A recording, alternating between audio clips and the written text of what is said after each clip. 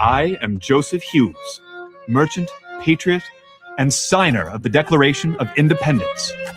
For about 20 years, I traded with Britain. I knew her ships, her markets, her reach. I stood to lose everything if we broke away. But when war came, I turned that knowledge toward a new purpose, building a navy for a fledgling nation that had none. In Congress, I helped commission our first warships and oversaw every shilling spent to outfit them. I promoted a bold young soldier in whom I had the utmost confidence, John Paul Jones. He would become the Revolution's greatest naval hero. John Adams said we laid the cornerstone of the American Navy. He was right. I died in service, far from home, worn down by the work, but I would do it again.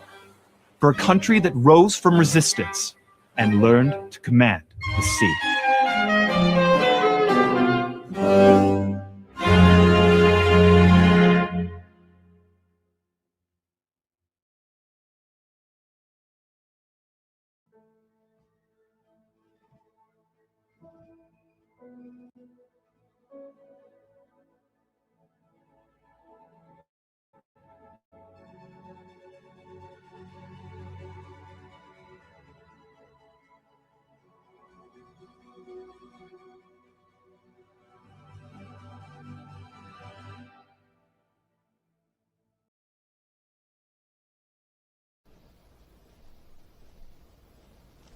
This is the world that you know. The world as it was at the end of the 20th century. It exists now only as part of a neural interactive simulation that we call the Matrix. You've been living in a dream world, Neo. This is the world.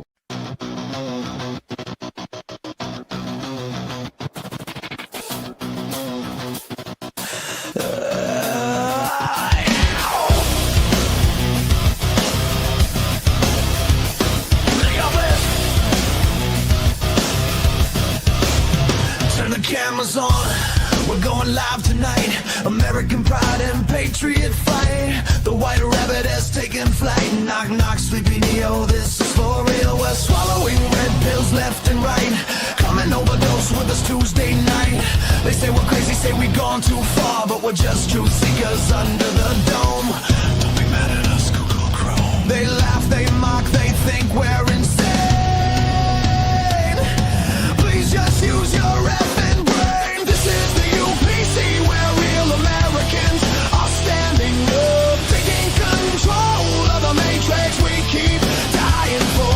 You don't like it, you can leave. If you wanna complain, call the damn 6 screens, cause we're already detached from deep state machines. They say we're crazy, they say I've gone too far, ready to drown us with feathers and tar. If you're still in our country, we haven't gone far enough. They love to hate us, thinking we've gone insane, but we could care less, they don't know our pain. This is the UPC where real Americans are standing up, taking control of the matrix we keep dying for. You don't like it, you can leave. If you wanna complain, call the damn 6 screens, cause we're already detached from deep state machines. This is who we are, we bleed red, white, and blue. We're never gonna stop Trinity. This ain't no place for sensitivity, not even worried about our credibility. When it's all in flames, don't call me to light the flare. Don't call me to light the flare, because no one is coming to save us, Jesus Christ. Don't call me to light the flare. But if I say Christ is king, oops, I'm anti-Semitic too. This is the UPC where real Americans are standing up, taking control of the matrix we keep dying for. You don't like it, you can leave. If you wanna complain, call the damn 6 screens, cause we're already detached from deep state machines.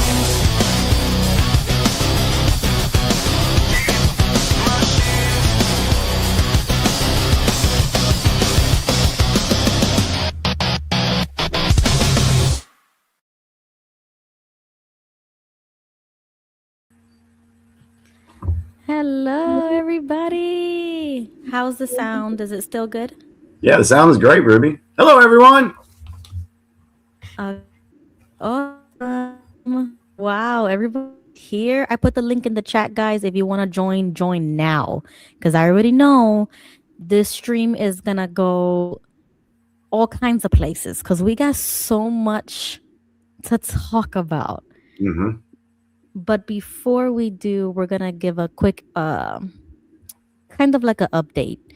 So I'm not on camera tonight because I was suffering from a migraine since this morning and it hasn't gone away. Hi, Dave. Hi. What's up, buddy? How's everyone doing? Good. Good to see you. Good. Yes. Okay. I'm glad you joined early. Click that link, guys, is in the chat. All right. So yeah, I was suffering from a migraine today, so I'm gonna stay off camera. I'm sitting in my living room in the dark, but I'm here with you guys. All right. And so last Tuesday we had to skip the show.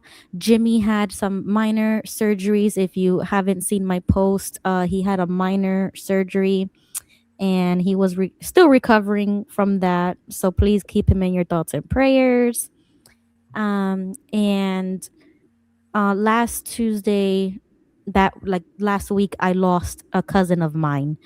So if you haven't, I posted it everywhere as well, guys. So if you can, please pray for my cousin. He passed away recently. So Jimmy and I just thought it would be best to postpone last Tuesday's show and just come back stronger tonight. So that's what we're gonna do tonight. Yeah. Before anyone asks, the surgery that I had a spot that was on my forehead that I had removed a couple of weeks ago. And they wanted to do a biopsy on it. So the biopsy results came back and it was actually a seborrheic keratosis. And once the biopsy came back, they said it wasn't cancerous, so that's a good thing. But they wanted to go in and clean up the margins and everything to make sure they got all the stuff out of it. And they did. The doctor did tell me, he said, Jimmy, he says, I'm glad you came in and did this because within a year to 5 years, it could have turned into a melanoma. And we definitely don't want that. So I still got stitches in my forehead. It actually looks pretty good on camera. You can't really tell. Yeah, you can. It looks great. But last week I was wearing a big old bandage on my head. So, and it was kind of bloody and all that. So, but the stitches come out on Monday. It's healing up pretty good. So thank you for those that sent your thoughts and prayers and well wishes. Yeah. Thank you. Yeah, thank you, everybody. So, and then quick side note, Bo did text me that he won't be joining us tonight. He is suffering from the flu. So I texted him. Yeah, I know. It's like there's so many things going on, man. Life is hitting me hard. You know, it's hitting all of us, but we're gonna have fun tonight. We have a lot to talk about. I'm gonna let Jimmy choose where you want to go first. Because I already know the end game. All right. Yeah. But you can let us know where you want to start first. Well, let's catch up with Dave real quick. Dave, how's your past 2 weeks been? You doing all right? Oh yeah, I've been doing good. Business is taking off, landing more clients. Wife's good. Going to bed in a couple hours as always. Why does it look so sunny there? Or is it just really quiet? Because it's 9:12 in the morning. Oh, really? Okay, yeah. Good morning. Hi, good morning. Yeah. I mean, I go to bed during the day, but remember there's at least a 12-hour difference. Yeah. Well, yeah, but if it's 9:12 there, it's 9:12 here. So it's exactly a 12-hour difference. Yeah, it depends on where in the US you are. Sometimes it could be like a 14-hour difference, but yeah. Okay, yeah. We're East Coast, so it is 9-something p.m. right now. Yeah. Gotcha. Yeah. Yeah, it's morning here. Nice. All right. Cool. Wow. Well, I'm glad you're here this evening. And thank you for everybody already being in the chat. We really appreciate you guys sticking with us, watching our show every week. We really do appreciate all of you. Thank you so much for your support. And if you What? I'm sorry, Jimmy. But JG says, "Are you gonna have a Harry Potter lightning bolt on your forehead?" No, we'll see. Well, Discourse. hold on. Let me see if I can get real close to the camera. I don't even know if y'all can freaking see it. It's actually not that. Yeah, you can see it a Yeah. little bit. Yeah. Oh my word! Do not make me laugh about serious things, guys. This is horrible. We'll see. We'll see if there. I got this stuff called Scar Away. That after the stitches come out and everything, I'm supposed to put the Scar Away stuff on, and it's supposed to fill in any type of scar that could possibly be left. So, so we'll see. But I'm telling you, I'm just looking on camera. I can't even tell it, so I'm good. Yeah, you're good. You're good. So, all right. So the title of the show tonight, guys, was "What is Fueling the Political Violence?" Or I guess that's what the title is. Something to that effect. Yeah, I tried my best. I'm sorry, guys. And so we're going. My thoughts this evening were this.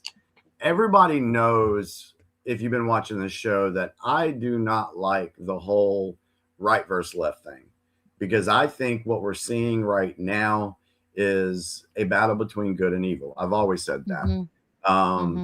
And I do believe right and left, conservative, liberal, whatever country you're in, whatever the factions are, I totally believe that that's all been designed to divide and conquer the people and control the people as well. However, for those of us that have gone down the rabbit holes a little bit farther, and we do believe that this is a spiritual battle, there are many out there that are still falling into the trap of right versus left. And I'm gonna tell you right now, I don't like folks on the right. I definitely don't like the left. There are some decent people there, but they're the minority. And so, you know what? The only way that I could express this evening was this past week or so, I've been digging on some information, trying to get some historical references on why there's political violence. And unfortunately, a lot of it leads to the Democratic side of things. So I'm going to get into that. I'm going to share what I have found, what my opinion on it is, and then we can discuss it. There was something else I was going to say real quick too. I'm also going to talk about the SPLC news. That's not going to be a very big conversation. I was hoping that Bo was going to be on here tonight, because he sent me a message asking why was a lot of the right-wing influencers leaving America after the SPLC indictment. Now, I haven't looked into that. I saw that. So really quickly, I already saw some clips about that on X. Like with Nick Fuentes. I know Laura Loomer was all over the internet trying to make that connection and start a conspiracy theory about that.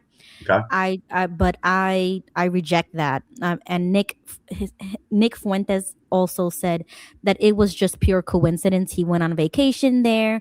I'm not sure why Candace left, and it was more of a coincidence because they all went to Italy at the same time, and they just didn't know that each other were going to the same country for vacation or whatever.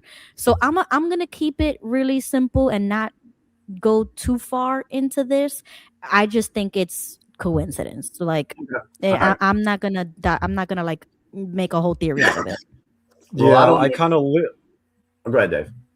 Yeah. I was gonna say I lean that way too, because I heard about that, and kind of my response to that would be, okay, you talk about like the right-wing influencers that went to Italy. Well, what about the droves of conservative Americans that moved to Russia or other countries during the Biden administration? Because that was in the news, right?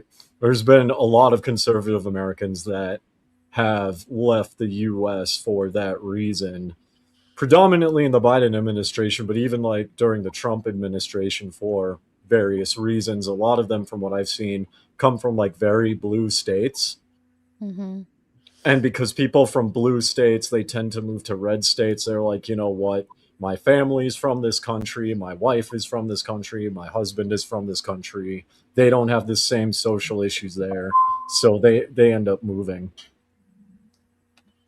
Okay. Yeah. So I'm not gonna like I mean, unless something else pops up, then I'm going to be looking at it sideways. But right now, it just seems like everybody went on vacation and it just so happened to be the same country. But none of them knew what was going on, or there wasn't like some big meeting or something that they were all having in Italy. I don't think that.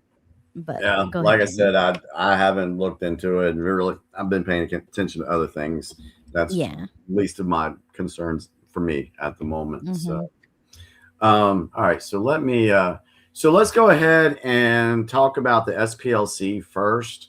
Let me share my screen with you. Well, I'll do that here in a second. But the an indictment came out last week against the SPLC, and there's a lot of people that don't know who they are or what their background is. And so I wanted to share that with you guys this evening. So let me go ahead and let me share my screen. And while you do that, Jimmy, just a quick piggyback on your previous comment about the left versus right. Right. I don't there's nothing really wrong about that on the surface level. Like, I totally agree with people labeling themselves or identifying themselves, right? But when it comes to like how states gerrymander, or when they try to force certain type of rules and laws about voting when it comes to party, that's when I have an issue with it. We shouldn't be like, we shouldn't have to register. So I would agree that we should have our own opinions about ourselves, but to register, I'm totally against that. We should just be one party, one country, one nation, one race. Gotcha. Okay, go ahead. Okay. All right. So once the screen is shared, you guys can follow along with me. The SPLC, let's go. Let me switch my screen here over to this one. Share this tab instead. Okay. Hopefully that came through. Let me see if it came through. Okay. There we go. All right.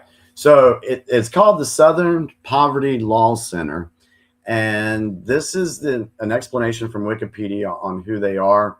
The Southern Poverty Law Center is an American 501c3 nonprofit. You see? What have we learned about these 501c3s, folks? Yeah. The biggest thing we've learned about these entities is that they are well known for money laundering. All right. So it's a legal advocacy organization specializing in civil rights and public interest litigation. Based in Montgomery, Alabama, it is known for its legal cases against white supremacist groups, for its classification of hate groups and other extremist organizations, and for promoting anti-bias education. The SPLC was founded by Morris Dees. We're going to get into him a little bit more here in a second. Joseph Levin Jr. and Julian Bond in 1971 as a civil rights law firm in Montgomery. In 1980, the SPLC began a litigation strategy of filing civil suits for monetary damages on behalf of the victims of violence from the Ku Klux Klan. Please, folks, remember what I just said there. They were filing a civil lawsuit for monetary damages on behalf of victims of violence from the Ku Klux Klan. The SPLC also became involved in other civil rights causes, including cases to challenge what it sees as institutional racial segregation and discrimination, inhumane and unconstitutional conditions in prisons and detention centers, discrimination based on sexual orientation, mistreatment of illegal immigrants, and the unconstitutional mixing of church and state. The SPLC has provided information about hate groups to the FBI and other law enforcement agencies. So, on the surface, sounds like they're there for a valid reason, or they have something that they're an agenda that they feel strongly about. Now, let's look at Morris Dees real quick, the founder. He's an American attorney known as the co-founder and former chief trial counsel for the Southern Poverty Law Center, based in Montgomery. He ran a direct marketing firm before founding SPLC. Along with his law partner, Joseph Levin, Dees founded the SPLC in 1971. Dees and his colleagues at the SPLC have created credited with devising innovative ways to cripple hate groups such as the Ku Klux Klan. All right. There's a reason why I want to mention that. Now, let me go back over here to this tab. Let me share this tab with you guys.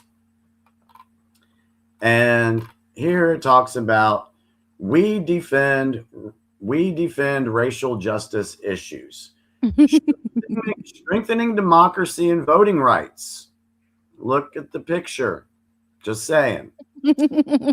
Dismantling white supremacy. Ending unjust imprisonment. And eliminating poverty and economic inequality.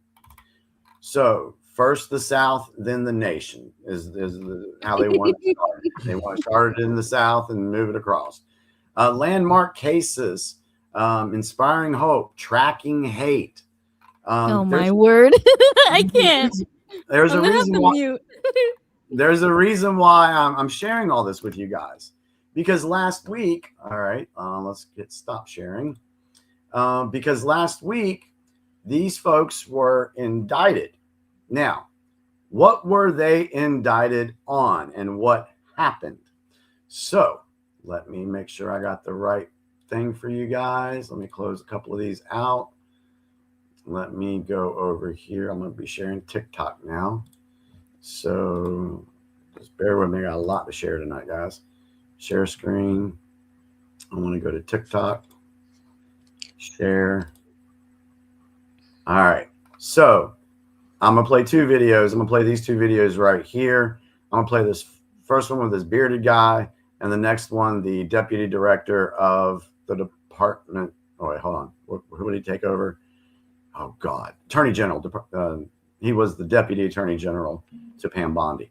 So let's play this guy first. So now we find out that the very organizations that are supposed to be fighting hate, racism, and bigotry have actually been directly funding it. This might be the biggest news story of the year. So the Southern Poverty Law Center, the SPLC, they were just indicted because they received donations with the mission of fighting racism, hatred, bigotry, all of that. However, they've now found that the SPLC donated more than $3 million of donor money to the Ku Klux Klan, the United Klans of America, the Aryan Nation, the Sadistic Souls Motorcycle Club, which is a white supremacist motorcycle club, and even the American Front. Like, y'all remember these guys? You know, the khaki pant and blue shirt racists you've seen everywhere? Yeah, it turns out they were being funded by the SPLC. See all this money right here? All of it went to racist organizations with the intention of creating hatred, creating violence. The very people that are paid to fight against this shit have actually been funding it. Oh, and this isn't some crazy opinion online. This is an indictment. So now we find out. The American in total, according to the indictment, between 2014 and 2023, SPLC paid at least $3 million to 8 individuals at least. These individuals were affiliated with the Ku Klux Klan, United Klans of America, National Socialist Movement, Aryan Nations affiliated Sadistic Souls Motorcycle Club, the Nationalist Socialist Party of America, Nazis, and the American Front. Now, as the indictment lays out, after SPLC paid members of these extremist groups, it created work product that reported on these activities that the members participated in or contributed to. And to that end, it was doing the exact opposite of what it's told its donors it was doing. Not dismantling extremism, but funding it. To carry out this scheme, SPLC created bank accounts in the name of at least 5 completely fictitious organizations that had no bona fide employees or legitimate business purpose. The money was passed from SPLC to one sham account to a second sham account and then loaded onto prepaid cards to give to the members of the extremist groups. This was designed to shield the source of those funds, and because of this, SPLC is also charged with one count, as I said earlier, of conspiracy to commit money laundering. In conclusion, I want to thank the acting U.S. Attorney in the Middle District of Alabama, Kevin Davidson, who's in his district right now and not able to be with us, for bringing this important case, along with the FBI team in Alabama for their hard work during this investigation. This investigation is ongoing, and I'd like to ask Director Patel to say a few words as well. A little glitchy in there, but we got the gist of it. Yeah. So I have a question. Oh, Jimmy is glitching. Am I glitching? You seem to be Jimmy fine. looks fine on my end. Yeah, Ruby, you sound fine on my end. Okay, so Jimmy is glitching on my end. Huh. That's odd. Okay, you can hear me good though, right? Yeah, I can hear you.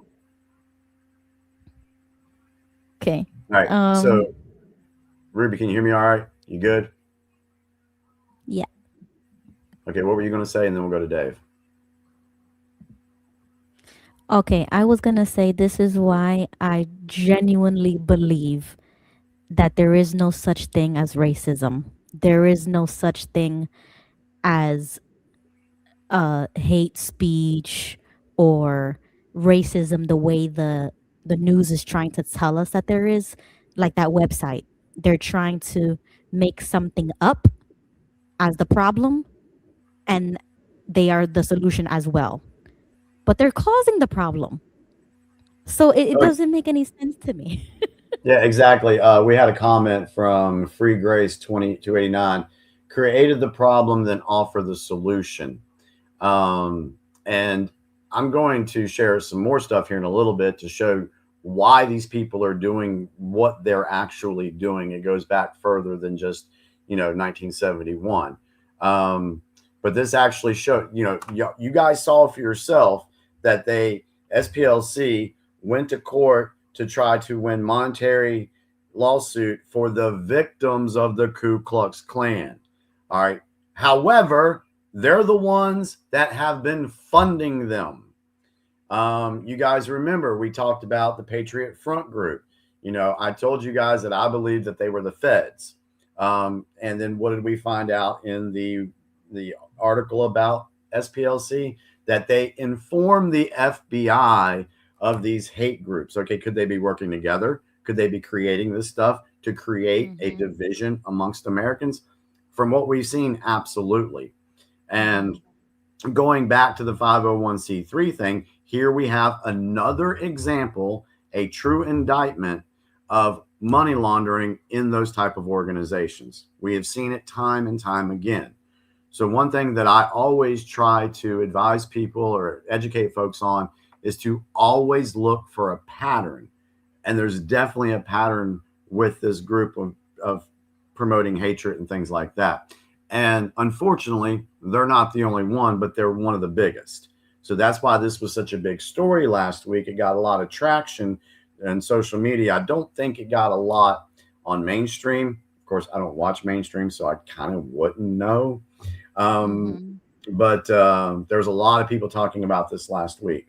So Dave, go ahead. What was your question, buddy? So, well, you said there's a lot more stuff to back up what you were saying. So you're probably going to end up answering it. Okay. But kind of what I'm thinking of is there are organizations that pay informants within these groups, right? And one of the ways they will do it is through prepaid debit cards. The FBI and ATF will do this for cartel members, especially because all the accounting is tracked. Everyone's bank account is tracked. So they do have to do some type of financial chicanery to make the money look legit, so the cartel members don't suspect that, one of their members is being funded by the police. So my question basically was just going to be, how do we know this isn't a case of them paying informants and someone got sloppy and this got leaked? But it sounds like you have more evidence to kind of back that claim. So yeah, I do. And we're going to go into that. Okay. Let's see. Attorneys get money for working on these groups. Yeah. So if you just look, so yeah, this is definitely another way for them to take money and put it towards agendas that they want to create division. Now, this is going along with the title of tonight's show. You know, what is causing this political violence? This is just one little part of it, because if you create these hate groups and you got everybody out there fussing and fighting with each other because, oh, you're white, you're black, you're Latino, you're Asian, da da da da, that is something that's being created on purpose. Because if we're fighting amongst ourselves, then we're not paying attention to what the deep state globalists have been doing. And that's been the problem with Americans anyway. We've been lulled into sleep over the last 30, 40 years. And we haven't done anything about it. You know, there have been people fighting, you know, against the system, but there's so many people that just want to watch their football. They want to go see what the next movies are, what albums coming out. There's just so many distractions that folks aren't paying attention to this stuff. And they've been getting away with it. Well, now they're not getting away with it because everything that they've been trying to do is being exposed. Now, are you paying attention to that? Are you just wanting to just say, oh, well, the world's a stage, blah, blah, blah. Well, okay, yeah, the world's a stage. And what are you doing about it? Are you just accepting that? That's taking an L, in my opinion. You know, and I got more to back that up as well. So yeah, really quickly, because we know that it's a stage, but it's a stage on purpose. And that's what we're seeing right now, is that these groups, they already existed. It's that these types of organizations are funding them so that they have the money to share or create their propaganda. Correct. So it's not, there's nothing necessarily wrong with the group itself. It's about their funding, because if they didn't have that money or the means to say what they want, do what they want, and spread their ideas, then those ideas would have died a long time ago. Right. But because they are funded and they have the money to continue this, to their rhetoric, then they continue to exist. You know what I'm saying? Like in America, you have the freedom to create a group as those groups, to have those ideas. That's fine. But your ideas in a capitalist society like us, they will die if it doesn't work. You know what I'm saying? Like, and that's why I believe that racism is all fake. Is because they're funding racism to become a thing. In the real world, that would have died. Racism died a very long time ago. In the real world, they're just trying to keep up an appearance that racism still exists with organizations like this. Correct. And you know, there's truth in what you're saying there about racism died a long time ago, because I see it on social media. You know, a lot of people put it out there as like, hey, you know, back in the 80s, we didn't have a problem with racism. You know, there was no problem. Now, granted, you had your little pockets of people in certain areas that were racist, true racist on both sides. Okay. Right. So, there you had that, but not as a big issue, a national issue as you see today. That did not exist in the 80s and 90s. And that really didn't come back on the scene until Obama became president and started making it an issue. There's proven data on that. There's facts on that. If I have to look it up, eventually I will and share with you guys. But going back to the funding part of it, you know, we got to ask the question, who's funding it? Why are they funding it? What's the purpose of it? What is their end game? What are they trying to do? And so I've got a clip I wanted to share with you guys from a former leftist who talks about the Communist Manifesto. We've mentioned it before, but I'm going to share what she says about it. Because if you listen to the points in what she's sharing, you can apply it to things that you're seeing today. And I'm telling you guys, by the time we get to the end of this all leads to the Trump assassination thing. So I'm trying to build this up to where you guys can see where I'm coming from. All right. So let me go here and share my screen. Share screen. Let's go back to TikTok. Share. I love TikTok. It's got some great stuff on here. All right. So let's go listen to her.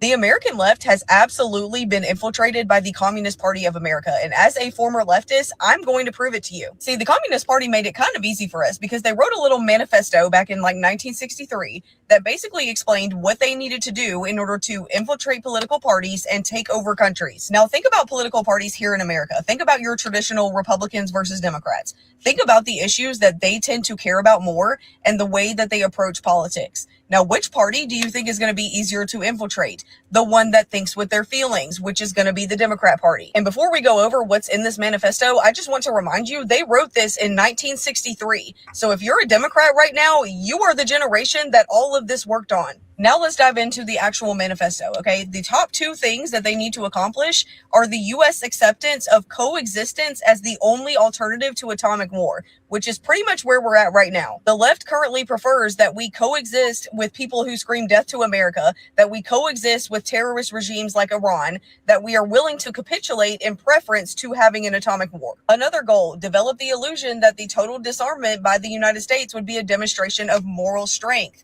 That is something that the left is very much pushing for right now, that we totally get out of war and have no more war. Here's another one, number 17, get control of the schools. Use them as transmission belts for socialism and current communist propaganda. Soften the curriculum. Get control of teachers' associations. Put the party line in textbooks. And the proof that this is working is evident, okay? The shooter this weekend at the White House Correspondent Dinner was a teacher. Number 18, gain control of all student newspapers. This one right here is exactly why Trump was even taking the time to take things like PBS off the air. Companies like PBS were primarily played and distributed on college campuses, and they were heavily funded by the Communist Party of America. Number 20, infiltrate the press. Number 21, gain control of key positions in radio, TV, and motion pictures. That's why everything you see lately is heavily skewed to the left. Oh, and this is a funny one. Do you remember when the left was really big into statues and tearing down statues of things? Yeah, number 22 is continue discrediting American culture by degrading all forms of artistic expression, and they were told to eliminate all good sculpture from parks and buildings and substitute shapeless, awkward, and meaningless forms. Number 25, break down cultural standards of morality by promoting pornography and obscenity in books, magazines, motion pictures, radio, and TV. At the same time, infiltrate the churches and replace revealed religion with social religion. Discredit the Bible and emphasize the need for intellectual maturity, which does not need a religious church. Number 28, eliminate prayer or any phase of religious expression in the schools on the ground that it violates the principle of separation of church and state. Discredit the American Constitution by calling it inadequate and old-fashioned. Discredit the founding fathers, present them as selfish aristocrats who had no concern for the common man.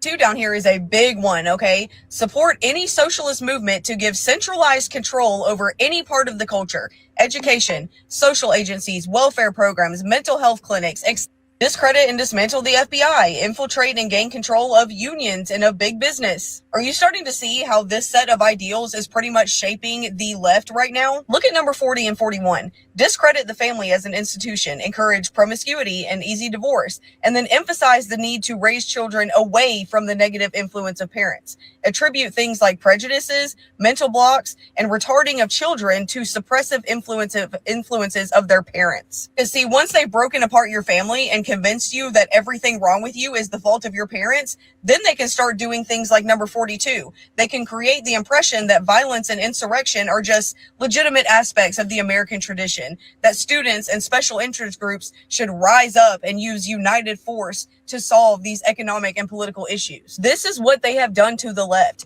They have infiltrated their ideas into your ideology and have now rewired your brains to where you are thinking for them, not for yourselves. And I'm not saying by any means that the Republican Party is perfect as is, but I am telling you that the road that the Democrat Party is heading down is very dangerous and straight up evil. I need some of you guys on the left to wake up and realize that things like socialism and communism are concepts that you cannot vote yourselves out of. So if you're so afraid of fascism taking over this country, you need to be taking a look at your own party. Because FYI, while all of you guys were so worried that Trump was bringing fascism into this country, Joe Biden signed a law that says that by next year, we're going to have 24/7 surveillance in our cars.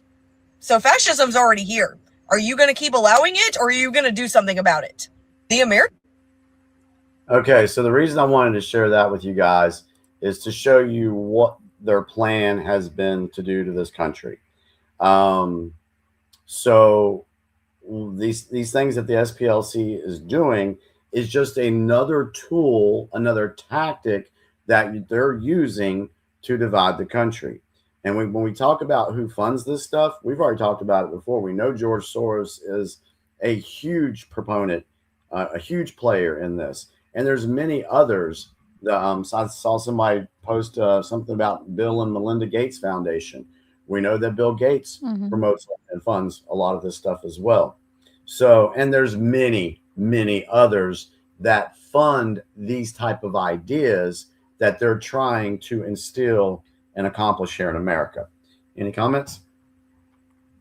I just think it's interesting that. Oh, did I cut you off? I didn't hear anything. No, go ahead. I want you to go first. Go ahead. Okay. Yeah, so I think it's kind of interesting in that text that like the first 2 points are about America pulling away from war, and then later on encouraging Americans to go to war with themselves. Well, I think, in my opinion on that, Dave, what I see here is, and we're going to talk about that with another clip that I have, about there's a difference between fighting and creating violence in the streets versus actually standing up for yourself and standing up for your country. There's two different aspects here. You know, for folks like me that want to fight for my country, is I want the country to go back to constitutional law. I want the country to succeed so that my grandchildren can have a better future in this country than I have. There's that's the fight that I want. That's the fight that I'm willing to fight. Then you have the other ones who want to bring in a Marxist, socialist, communistic ideology into this nation and turn us into that. And they want to use violence to do it and to accomplish it. And they're doing that. And they're promoting it. And they're funding it. So there's two different fights here, in my opinion. But they're trying to convince us to vote for it so that they don't have to use violence, in my opinion, right? They're trying to brainwash us. They're targeting the schools, try to get them young. So when they grow older, by the time you're in high school, you're a full-blown liberal, progressive.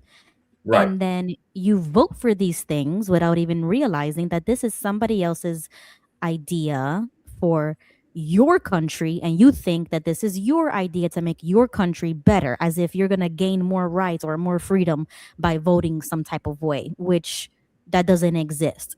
And I don't believe in that type of identity politics, because there's a major difference.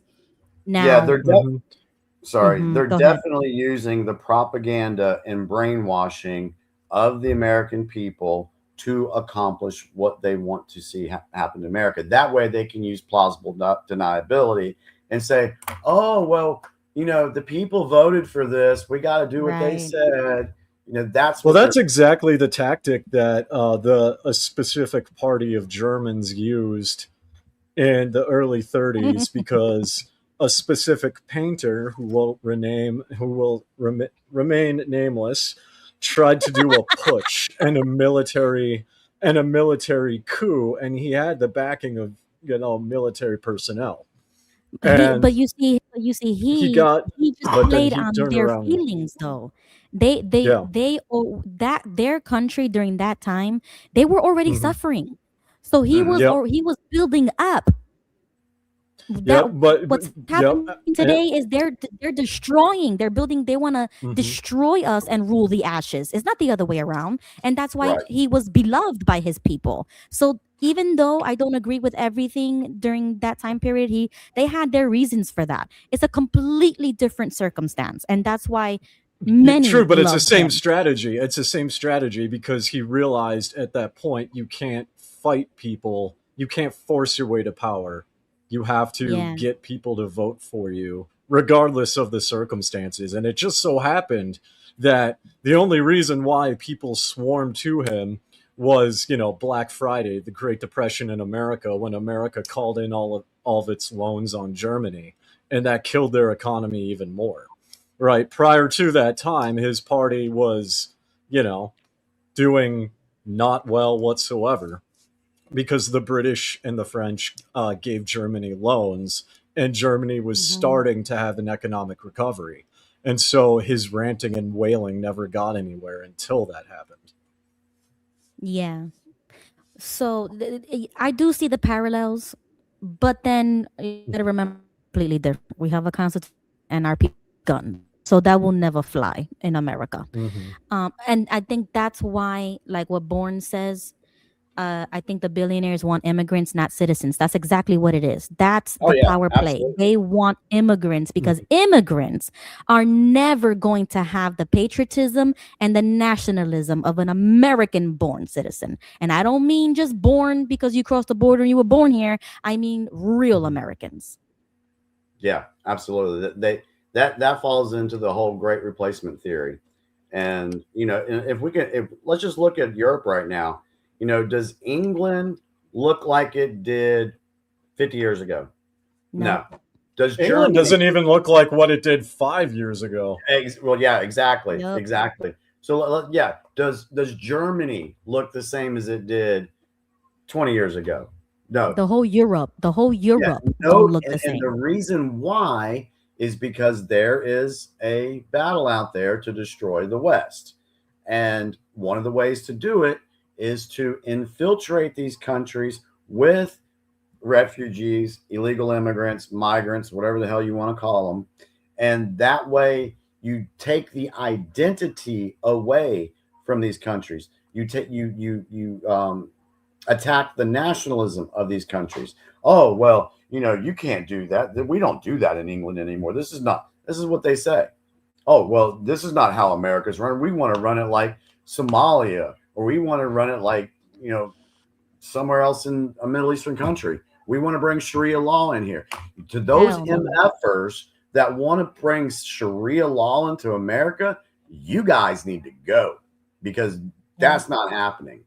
We're not. I think the fatal problem, and I'm not very fluent on U.S. history, but I know like Europe and especially England was like exceptional at forcing compliance with the culture, and until recently. And I live in a country that forces compliance with the culture. Yeah. Right. Otherwise, you get deported, or the locals will kill you, or the police will kill you. I think that needs to happen in the U.S. I think people were saying make Christian again. And you know what? This is probably going to sound weird, but having lived in parts of the world that do this, where it's very effective, I think the only way to save the West is to say, okay, you're going to live here. Are you Christian? Will you become Christian? Yeah, If not, exactly. you execute them on the spot to set an example. Mass executions, just like China does. India's done that. Other countries have done that. You force people to convert. You force people to obey. And you use, whether people agree with it or not, you use the military or the police force to ensure the cultural standards and the moral standards of whatever nation you want to talk about. See, I don't think you need to go that drastic route here in America, because our Constitution allows folks to have freedom of religion. Okay, fine. If you want to have your freedom of religion here in America, you're welcome to do that. Just don't take your religion and bring it into the political scheme and try to change our Constitution or the way that our culture is. We are not a Muslim country. We will not be a Muslim country. So these folks coming in here and doing that, that's wrong. And then you got groups like the SPLC that are funding it. They're funding it. They're funding it. Exactly. That's the connection between those two. And like I'm saying, it does sound drastic, and I don't think that would necessarily work in America. I can definitely see that working in European countries like Poland and Hungary, because it works great in Russia, right? So Well, you know what, Dave? I agree with the ideology. I don't agree with the means to get it done. Because in America, we just don't have that sort of backbone anymore where the Yeah. local police or like states, they will never take it that seriously. So it has to be us regular citizens kind of like socially bullying these people out of our country. That's just the way I see it, like on social media, which is why they're so upset when Elon bought X and now we can say whatever the hell we want. Mhm. Because now all of these people, they can't do what they used to do on the internet. So you see, they're already trying to do it in real life, on the internet, in the public school system. But you can bypass all of that if you know better. Mhm. You know what I'm saying? Like, I was Yeah. homeschooled, so that propaganda, it skipped my generation because Yep. I didn't get that type of indoctrination in the public school system. Now, when I had my own children, my youngest one has never, gone to a real school.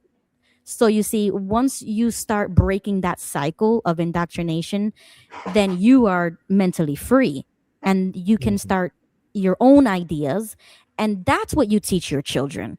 It's the parents' job to teach their children about good and bad, or, go take them to church, or, like to instill values, not the government, because the government's going to do whatever they want. It's our job. So we have to do that socially. Mhm. Yeah, think about it. How did the children of America in the past become educated before there was freaking public schools? You know, this late The local 1700s. church. Yeah, they had the local communities. That's where the kids, learn their stuff. There was no public school education like that. And then if we want to go back, and this will be another video or another segment somewhere along the way, Mhm. but who started the public school system? Why did they start the public school system? Who funded the Rockefellers? It goes all the Yeah. way back to that. Because, who was it said? I don't want to misquote somebody. I don't know if it was Rockefeller or maybe it was Henry Ford. I can't remember. I think it was Rockefeller. Said, I don't want a nation of thinkers. I want a nation of workers. And that Yeah. was in relation to let me just teach these kids. Let me just get them smart enough to where they can operate some machinery or be able to do some accounting or whatever. But I don't want them being smart enough to figure out what we're doing behind the scenes. That's what they wanted. Yeah, but you once again, the historical aspect, we have to put it in context, because back then they really did need those types of people because of the whole World War stuff, right? But now we have evolved so much that that doesn't work anymore. You cannot put children 8 hours a day in a desk and expect them to learn anything, really. So Yeah. we're I seeing mean, a shift. and just look. I mean, you can look on, and I think I've sent some videos to Ruby to where you have these college kids being, excuse me, interviewed by somebody, being asked questions. Like who did we fight in the Civil, or who fought in the Civil War? Who did we fight in the Mhm. Revolutionary War? What year? What year was the Declaration of Independence? Just basic knowledge. And these people cannot answer these simple questions. Yeah. So they say, what country would you like to visit? Oh, Oregon.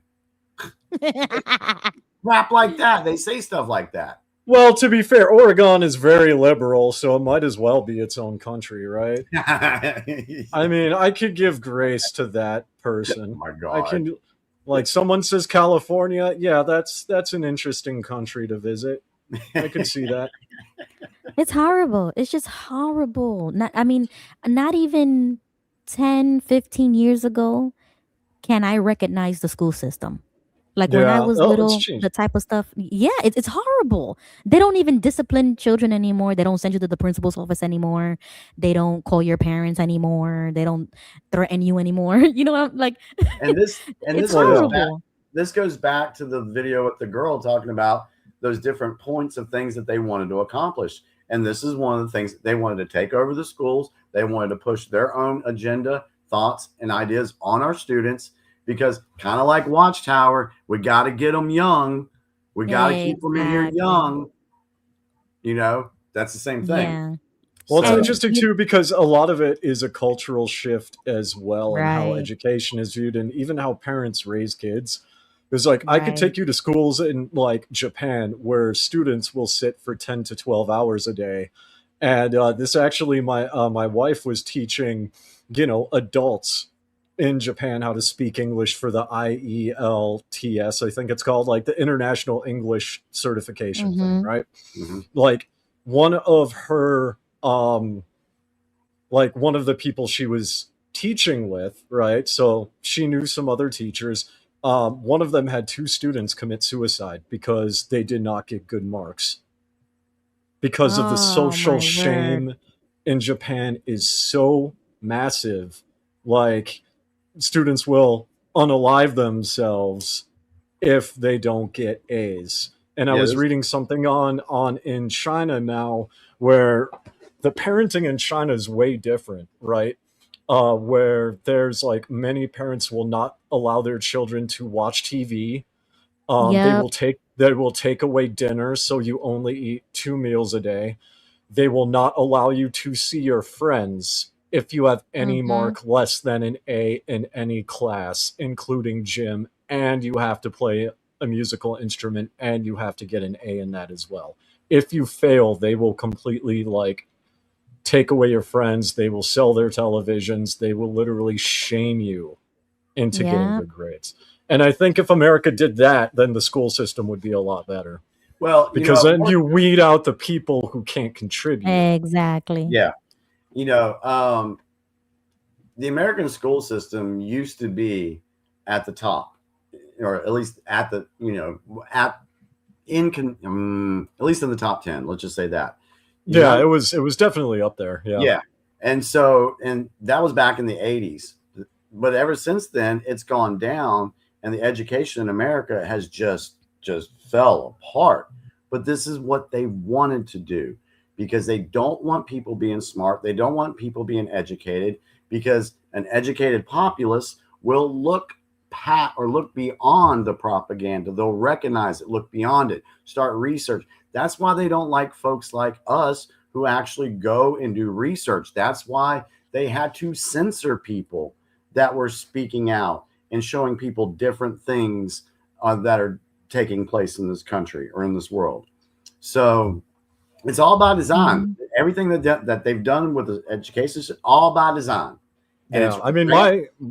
my sisters and my sister-in-law, her boyfriend, they both live in Singapore. They work in Singapore, and he went to Singapore's top college, which is like an internationally renowned college, right? And he got straight A's, top of his class, extremely competitive in aviation aerodynamics. He cannot find a job Wow. because so many people push themselves to the literal breaking point, and many people get extremely good marks because of how the culture is in other parts of the world, Right. and they still struggle to get in the door. So he's taking right now he's taking additional college courses and stuff. I mean, he's still straight A's, but it's like he's taking on completely unrelated things to pad his degree. Right. Well, did y'all hear about coming up? Is it this coming Friday, where teachers across the nation are taking the day off of teaching our students so they can go and protest? Protest what? I don't know exactly what they're protesting. I don't know if it's another No Kings, but they are taking this Friday off to go protest. I don't know exactly what they're doing, but I know they're doing it here in the county that I live in. The teachers in this county, here in North Carolina, they have requested to take this Friday off so they can go out and protest. So instead of doing their job and at least trying to teach our children something, which hell, a day off from them will probably be a good thing. But yeah, it's all been done by design. And how does this tie in to fueling political violence? Well, if you have this leftist globalist ideology seeping into our school system, it starts programming people and brainwashing people to believe that these are the things that they have to go do to protect democracy. So No, they're brainwashed because they're thinking they're doing something good, but they're really not. When I was going to school, I didn't even know if my teacher was married or if she had kids, let alone her political views. When I went to school, it was just school. We did not yeah, know her personal life at all. She did not introduce us or show us pictures about her fam. Nothing. She was yeah, just my teacher. That's it. and that's the way it should be. You should not know. You should not know what your teacher's pronouns are. You all that stuff you just said. Kids don't need to know that. The teacher is there for one reason: teach the kids English, teach the kids math, whatever the subject is. That's your job, nothing else. Speaking of jobs, it just I wanted to say this last week because this has been on my mind, and I've talked about this on other conservatives podcasts. So get your conspiracy tinfoil hats out. But I am of the theory, because I am Hindu, that the American liberals, the left, they co-opted the Hindu caste system, and I'm going to demonstrate this now. At the top of the caste system is the Brahmin, which are the religious leaders and educators. In America, it's the teachers and the politicians like AOC who teach moral politics, right? Underneath that, you have the Kshatriya caste, where they are soldiers and policemen. In America, on the left, that is Black Bloc, BLM, Antifa. They go out, they protest, they cause fights. Under that, you have the Vashya class, which is the merchant class. In America, that is the left-leaning liberal companies that are pushing DEI. The fourth rung is the Shudra class, which is, the peasants. And in America, that would be, your poor, struggling college student who jumps on board because they feel like they're doing the right thing. Finally, you have the Dalit class, which is the untouchables, right? One of the main castes of the untouchables. And in America, that would be anyone who does not conform to any of the other castes. What do you guys think? I think that's a very fair comparison. Yeah, it sounds really good, which is why we sometimes call it a cult. And I guarantee you, if we did some more research, we would probably find that same level of hierarchy in other nations as well. Yeah, of I would course. say. I mean, that exists everywhere. Mhm. I don't think it's necessarily good or bad. It's about the ideology, because like I've said this before, if the left used what they have for actual good, like America First values, then it would be amazing. They would be effective. They could make real change, but they don't. They use it against their own interests, and they don't even know it because they're so indoctrinated with all the propaganda, and they're being used as pawns. But if they actually took those resources, they can do so much better than what they're doing. And I feel bad because it's like the Democrats were not always like this, in my opinion. They were They weren't. real. Right. This is just modern. Yeah. This is new stuff. I even remember that. I remember that in high school, because in high school, and we're talking like the early 2000s, from 2003 to 2007, right? It was nothing like it was today. Even the gay straight alliance clubs that were in high school, they were just a bunch of kids that went and met up after school, chatted for a bit, and then they went to Mall of America like everybody else did, right? And I remember even the Democrats back then, which how time flies, but the Democrats back then, when they were even talking about gay marriage, they debated it amongst themselves, and they're like, yeah, well, should we do this? Should we not do this? I mean, yes, we do want the fairness, but how can this backfire? People actually put thought into things. And back then, Democrats were even against things like gay marriage, right? Mhm. Yeah, But I now mean, fast forward to now, and it's like everyone's got like pins and flags and yeah, and so Yeah. and then unfortunately, people see that and they just think it's normal. That's the way it needs to be, or that's the way it should be. This is just the way it is. But they don't stop and ask, how did it get to this point? Why did it get to this point? And who wants it to be at this point? Those are the questions that people don't ask. Most people don't ask. And But they get angry when the actual, like, those progressive liberals, when they actually agree with some of us on the right, when we both agreed about like free Palestine, for example.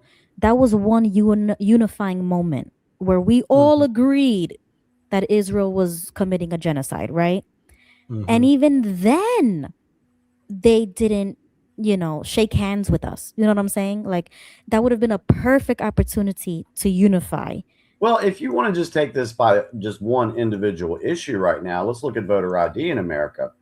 Over 70% of Democrats polling agree Mhm. with voter ID. Right. Over 70%. And of course, it's higher on the Republican side who support voter ID. But you've got these people that want to push the agenda, these infiltrators in Congress and Senate, that they don't care what their constituents want. They want to push their own agenda and not back voter ID. So these are people that should be working for the American people, but they're not. They're putting their own stuff out there and they're trying to brainwash everybody into believing it or accepting it or whatever, or allowing No. it. That's what they're doing. Then you vote them out, and that's our responsibility. So we should be paying attention to who is our representative in our local district, and you watch how they vote, and you call their office, and you leave a message, or you talk to them, write a letter, whatever you have to do, and you vote them out. That's what we're supposed to be doing. Yeah, exactly. All right. So Ruby, anything from the comment section? We haven't talked about the comment section yet.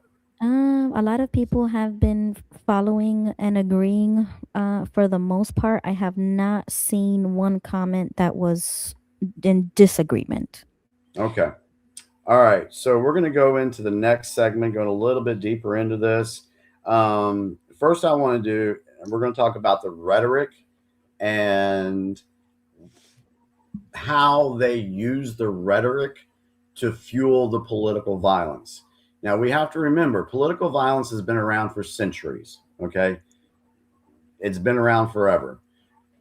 However, there's a different level of it going on right now in America that I see.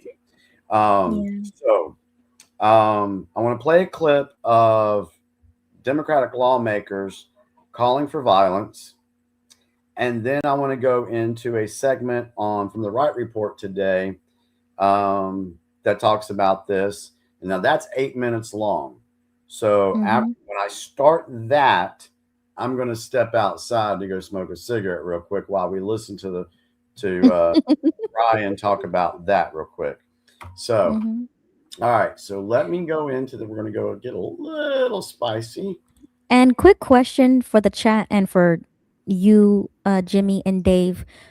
When Trump became president both times, it was the first time in my lifetime that I noticed that type of negativity on the TV with the rhetoric stuff. Oh, yeah. And against Trump. But this is the first presidency, and I'm 29 years old, that I have ever seen multiple assassination attempts publicly, that they have to bum rush the stage and take Trump to safety with the Secret Service, like making a huge thing out of it, right?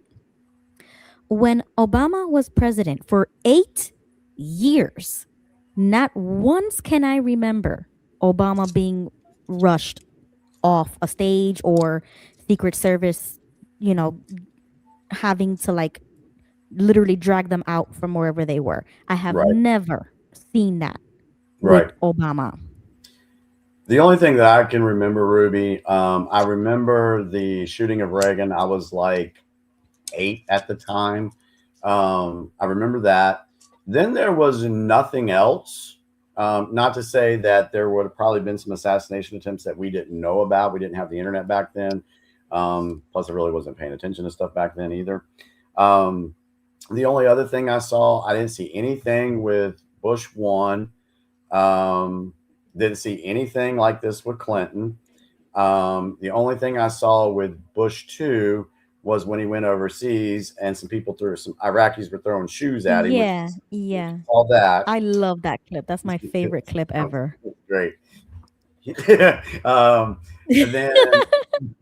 then with Obama, yeah, you didn't see this stuff. So the question is, why? Exactly. Why? That's my question. Why is it so much with Trump? So what I can say from just my opinion before we get into this stuff, because all those other folks played ball with the deep state.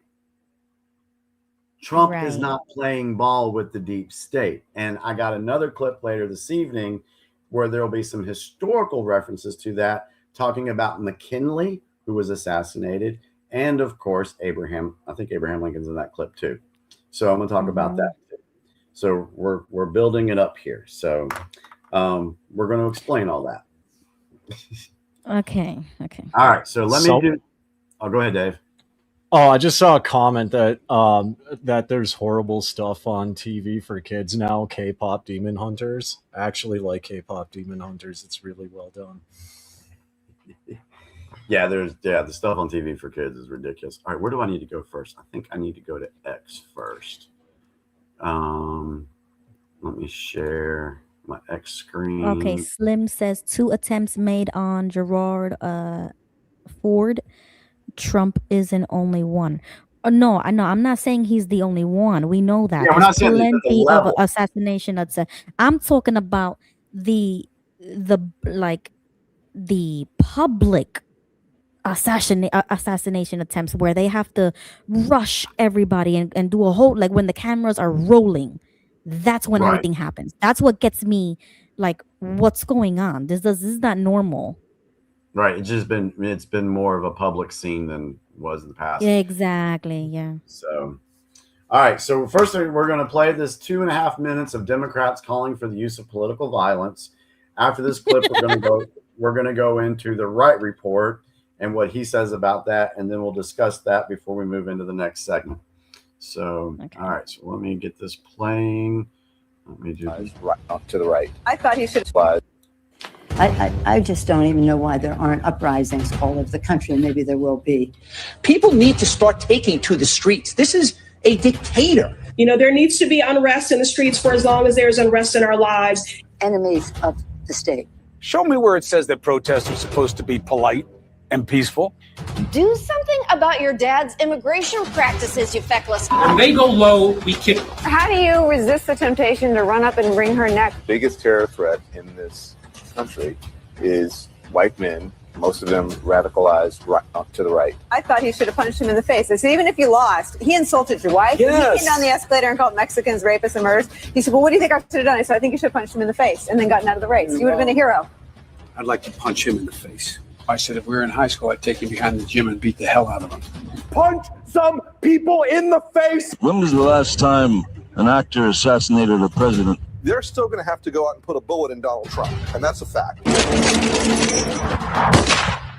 Look, as his character is stabbed to death. Where is John Wilkes Booth when you need him? I have thought an awful lot about blowing up the White House. A Missouri state senator is under investigation by the Secret Service after saying she hopes President Trump is assassinated. I will go and take Trump out tonight. And if you see anybody from that cabinet in a restaurant, in a department store, at a gasoline station, you get out and you create a crowd. And you push back on them. And you tell them they're not welcome anymore, anywhere. and sadly, the domestic enemies to our voting system and our honoring our Constitution are right at 1600 Pennsylvania Avenue. They're not going to stop before Election Day in November, and they're not going to stop after Election Day. And that should be, everyone should take note of that on both levels, that this isn't, they're not going to let up, and they should not. If you think we're rallying now, you ain't seen nothing yet.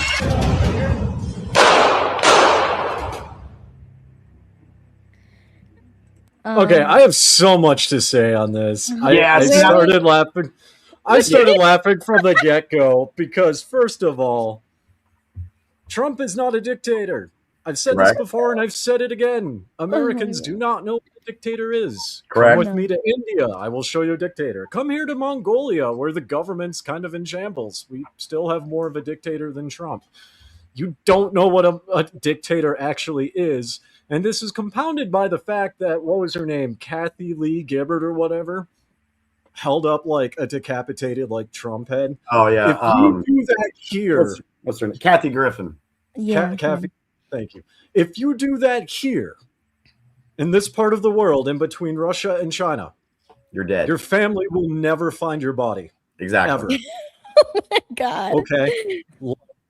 I mean, I'm trying to not be too graphic here, but that's how it is.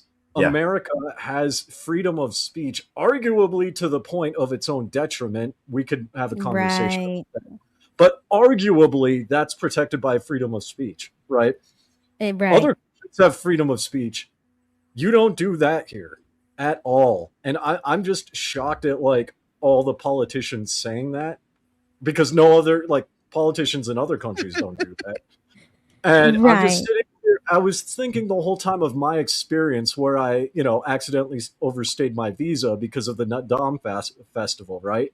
I thought I'd have time after the festival to go and, apply for, back then, my marriage, my F1 residency. No, actually. They were very polite and they were very firm, and the Mongolian guards with AK-203s kind of drove the point home. And that's just for an overstay. That's not, yeah. And I mean, I understand that. That's fine. Yeah. It's understandable. It's understandable because, they don't know my intentions, and that's fine. I have to add this. Go to that extreme and nothing happens? Really? Like, really? Exactly. Oh, yeah, this one right here, too. I have to add this to your list, Jimmy. So if Yeah. you guys haven't already seen this, this was posted on the 26th. Jimmy Kimmel. The most recent video that we can add. Yeah. Our First Lady Melania is here. Look at Melania, so beautiful. Mrs. Trump, you have a glow like an expectant widow. All right, so yeah, that was okay. She was not there. That was all clipped together and everything. He was pretending like she was there. He was pretending like she was there in the audience. But for what he said, oh yeah, he got slammed for that. Yeah, that she has the glow of an expectant widow. So those clips literally show everybody that these individuals are calling for violence. They want that. Remember before when I said that the deep state only has a couple of plays left here: chaos and destruction. That's what they have. And assassination, chaos, destruction. That's all they have. They can't win at a ballot box. They can't win an election without cheating. So they have nothing of any substantial value to run on right now. So the only thing they have left is violence and chaos and fear. That's it. And so they have. Sorry, go ahead, Dave. Yeah, I'm sorry, I didn't mean to jump in, but I'm almost wondering if it's like part of it is greed, right? Because we looked at the Communist Manifesto earlier, right? And everything that they said is a long game, right? It's a long game.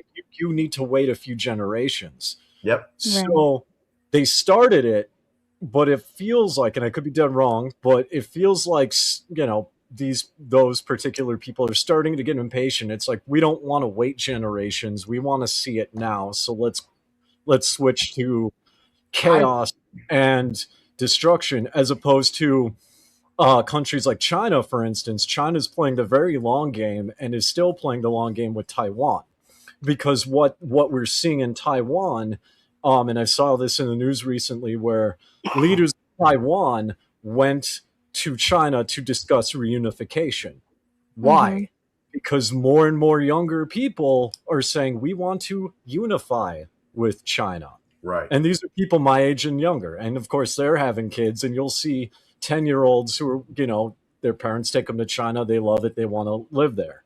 So give it another 10 years, they will grow up and they will want unification on top of that while the older generation gets phased out. That's Right. the long game, but it seems like they're trying to speed it up. So in my opinion, what I see happening with the whole speed up thing is yes, they've been wanting to play the long game. I don't think they wanted to speed things up the way they have, but because they know the playbook that Trump is using to dismantle the deep state and disenfranchise the globalist agenda, they're trying everything they can to get that power back. Yeah, out of desperation. Yeah, this is desperation. I think somebody, Born JW said they are afraid. And so when they say, "Oh, we got to fight for democracy," no, what they're talking about is, "Oh, we want you guys to fight for our deep state globalist agenda." They call But it. there's two things. Sorry, I didn't mean to cut you off. But there's two things that we gotta bring up. Everything that we just saw only happened recently, very recently. Do any of you guys remember any of this being said when Obama was president? Did they talk about Michelle Obama in that way? Did they make these dark humor jokes about Obama and Michelle on public television, on late night shows? Did any of these jokes fly back then when Obama was president? Because I have never seen that. Like I've seen comedy, right? Making fun of politicians, but nothing of the sort with this dark humor about people dying, people being killed or shot. When Hollywood is part of the system, they're going to support a president that is part of this system as well, and they're not going to speak negatively of him. Right. But you have somebody like Trump, who is not part of this system, who has slowly been dismantling it. Y'all can say what you want in the chat. I've got proof of all that. They're going to attack him because they're the soldiers in this little war for the country. So, right, but even Republican presidents of before, like even before Obama, I have never heard these types of jokes being said about a Republican president before. Well, that's because I don't even know what would happen if we go back to my high school years or our adult, young adult years, and a politician said that. I would think that's political suicide. Oh yeah. Yeah. I could see them getting thrown out. If on the Democratic side of things, if JFK was alive today, he would be hated by the current Democratic Party. Yeah. Mm-hmm. He would be hated. Why? As he was back then. The same thing. Yeah, because he fought the system, and we're going to talk more about that here in a second. All right, so let's go into the Wright report. I'm looking at, I'll just read some of the comments. Let's go into the Wright report. This is about 8 minutes long, so I'm going to start playing yes. it. Yeah, cue it up, because the second thing that I was going to say was that desperation card. What they're not taking into account is the majority of Americans are psychopathic killers. Okay, we are not those. Are like the Hillary Clinton types. They got no problems. Average American, we're not psychos. So this whole desperation card that they're trying to play on television, it's never going to work. it's not even funny because we're not psychopaths. When somebody says a joke like that in real life, everybody would look at you and like, really, like we would give you a such a look, like, why would you say something like that? You know what I'm saying? But Right. they're doing it on TV and they're thinking that it's passing, as if it's just funny, it's just a joke. No, we don't joke like that in the Yeah. real world. That is almost like a passive aggressive threat. Exactly. So what are you Mhm. trying to do here? And I that's think how I know that it's manufactured. Go ahead. Oh yeah, well, I was going to agree with you. It's manufactured, but I think it's so. Jimmy talked about Hollywood, and going off of what you're saying, I think part of the long game is to desensitize people in America to violence specifically. Oh, Right. totally. Right? Right. Because it's like you if you're around dark humor enough, you know, best case scenario, you end up, more like me, where you make those jokes on occasion, but it just doesn't. You don't feel anything. Right. Right. Right. Worst case scenario is you have people that actually get fired up and motivated by it, and it's like a Yes. dopamine hit. They seek out more, and then they go off and do things. Thank Right. So Right. I think that's why they're doing it, is to like, because like American media is like extremely like gory and violent compared to like Yep. many countries.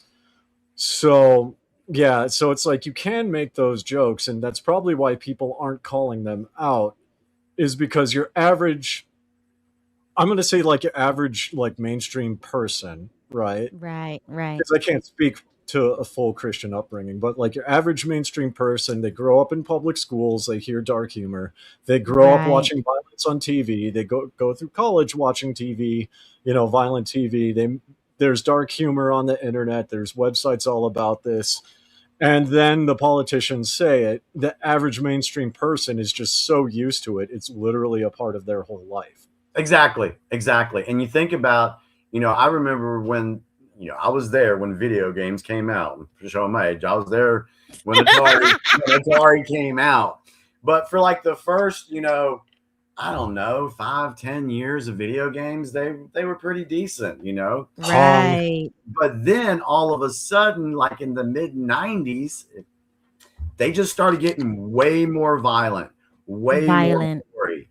And so Yep. you have kids that are growing up playing these video games, see violence there. Like Dave said, they go to school, they hear about it there, they watch it on TV, they hear it in the music. It's like the rap music was put into the black society to fester problems with the cops. It was meant to create violence in that community. And destroy their culture. Destroy their culture. Yes, exactly. So just like Dave said, then you have the politicians saying this stuff like we just saw. Then you have somebody sitting back in their basement or in their classroom here. Well, man, maybe I need to go and do something about this, because it's just I need to go. I'll be a hero if I go out and do something like this. Exactly.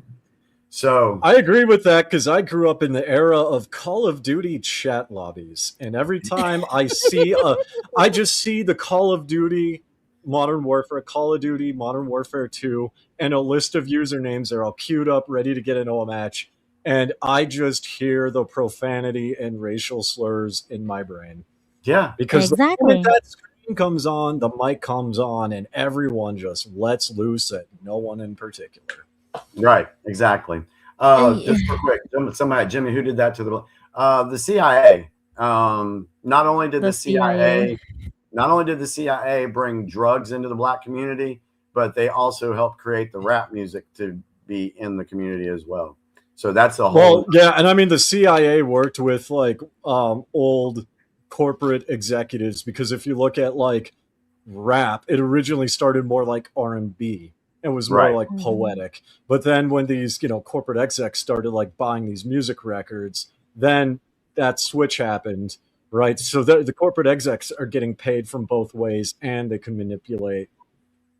Yeah, So, and the yeah. majority of them are Jewish. So once you start putting all the pieces of the puzzles together, you Mhm. start seeing the bigger picture, and that's what we're getting at. And you Yeah. know what?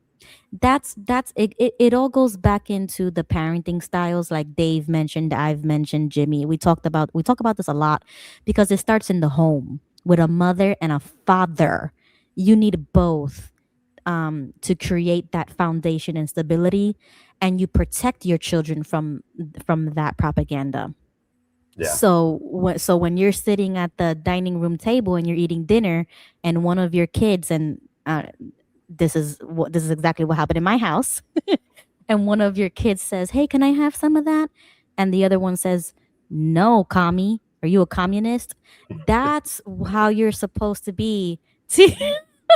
That's how you're supposed to be teaching your kids, so that they notice these things quickly, with a swiftness. They see something and they're like, "Mommy, is that guy gay?" Yeah, it's like that's how you have to teach your kids. But I digress. Jimmy Yeah. has a clip, a video for us to watch. Yeah, let's go into this clip right here because I really got to use the bathroom. So this is from the Wright Report this morning. It's about 8 minutes long, but listen up, take notes, so we can share our comments at the end of it. And let's go. And Gail just joined us. Hi. Gail, do you want to say anything real quick before we start this? Yeah, as a mother, a parent, and a grandparent, when my children were small, we had no cell phone, and we all ate at the dinner table together as a family, which when I went to my daughters with my three, everybody was on the damn cell phone. And I kind of got upset and said, look, this is family time. Get off the damn phone and sit and have dinner with the rest of us. And I believe that technology has its great, excellent points, but it also has its very evil points, because kids have access to the internet.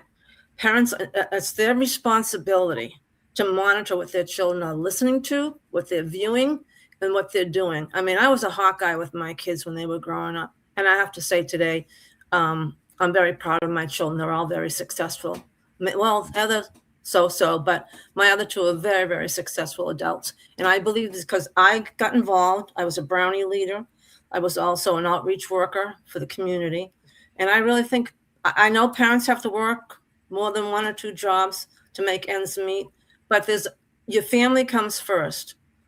And that's how I feel, even today. My family comes first and foremost. Even when I was a JW, I never shunned my children, never. My door's always open to my children. And what's happening in society, the breakdown society, I think it's been said over and over again, when the family unit breaks down, because that's the strongest unit in the world, the society crashes. And we're seeing that full force today with the violence, the evilness, the hatred is terrible. I mean, I worked in mental health for a long time, but I would never go back today with what's going on with people today. And everybody, what I'm seeing and hearing, and I talk to a lot of people are giving up. And they're sitting in front of the couch. They're vaping all day long. A lot of people are depressed that I talk to. And it's very sad because a lot of people are giving up because they feel that there's no hope for us. But exactly. It's really I think sad. punishment by the family kind of went out the window. Yes. Like corporal punishment. I'm just going to say it. I'm pro spanking. Yes. Right. Yes, I agree. I mean, Yes. literally, I got broken bones by my father, right, when I misbehaved, right? Never did that again. I need surgery on my nose because Oh gosh, that's I get headaches from when he actually punched me when I misbehaved, and never did that that's again. too much, but That's too much. yeah, that's Is it though? too Because much. it works. No. I don't know. Hey, no. I'm sorry. If you're punishing your child by breaking their nose or breaking their bones, I'm sorry. In my view, that's child abuse. Now, all I'm going to say is You'd be arrested today for it. I mean, I got strapped, but you'd be arrested today for some of the stuff that oh yeah. kids Now, in my neighborhood had to deal with. sorry, G, I sorry. agree with the disciplining and spanking, but I don't believe in beating your kids up and hitting them in the Yeah. face. But here's what's No, happening. no. They're going to push corporal punishment because in Idaho, effective July 1st, they're going to have firing squads for any child molesters, and that's going to take effect. You can look that up. Yeah, we're gonna get into that on a future episode because Yeah, don't listen all I'm to going to say me. on that is like I deserved it, and I'm a very big believer in it's situational, right? well, if you It's were very being a little situational. ass, then okay. There's Yeah, other, like there's other ways to discipline your children. Yeah, right. It's called So- tough Go ahead. love. Take things away. I don't know. Take the door off the bedroom. That's what I did.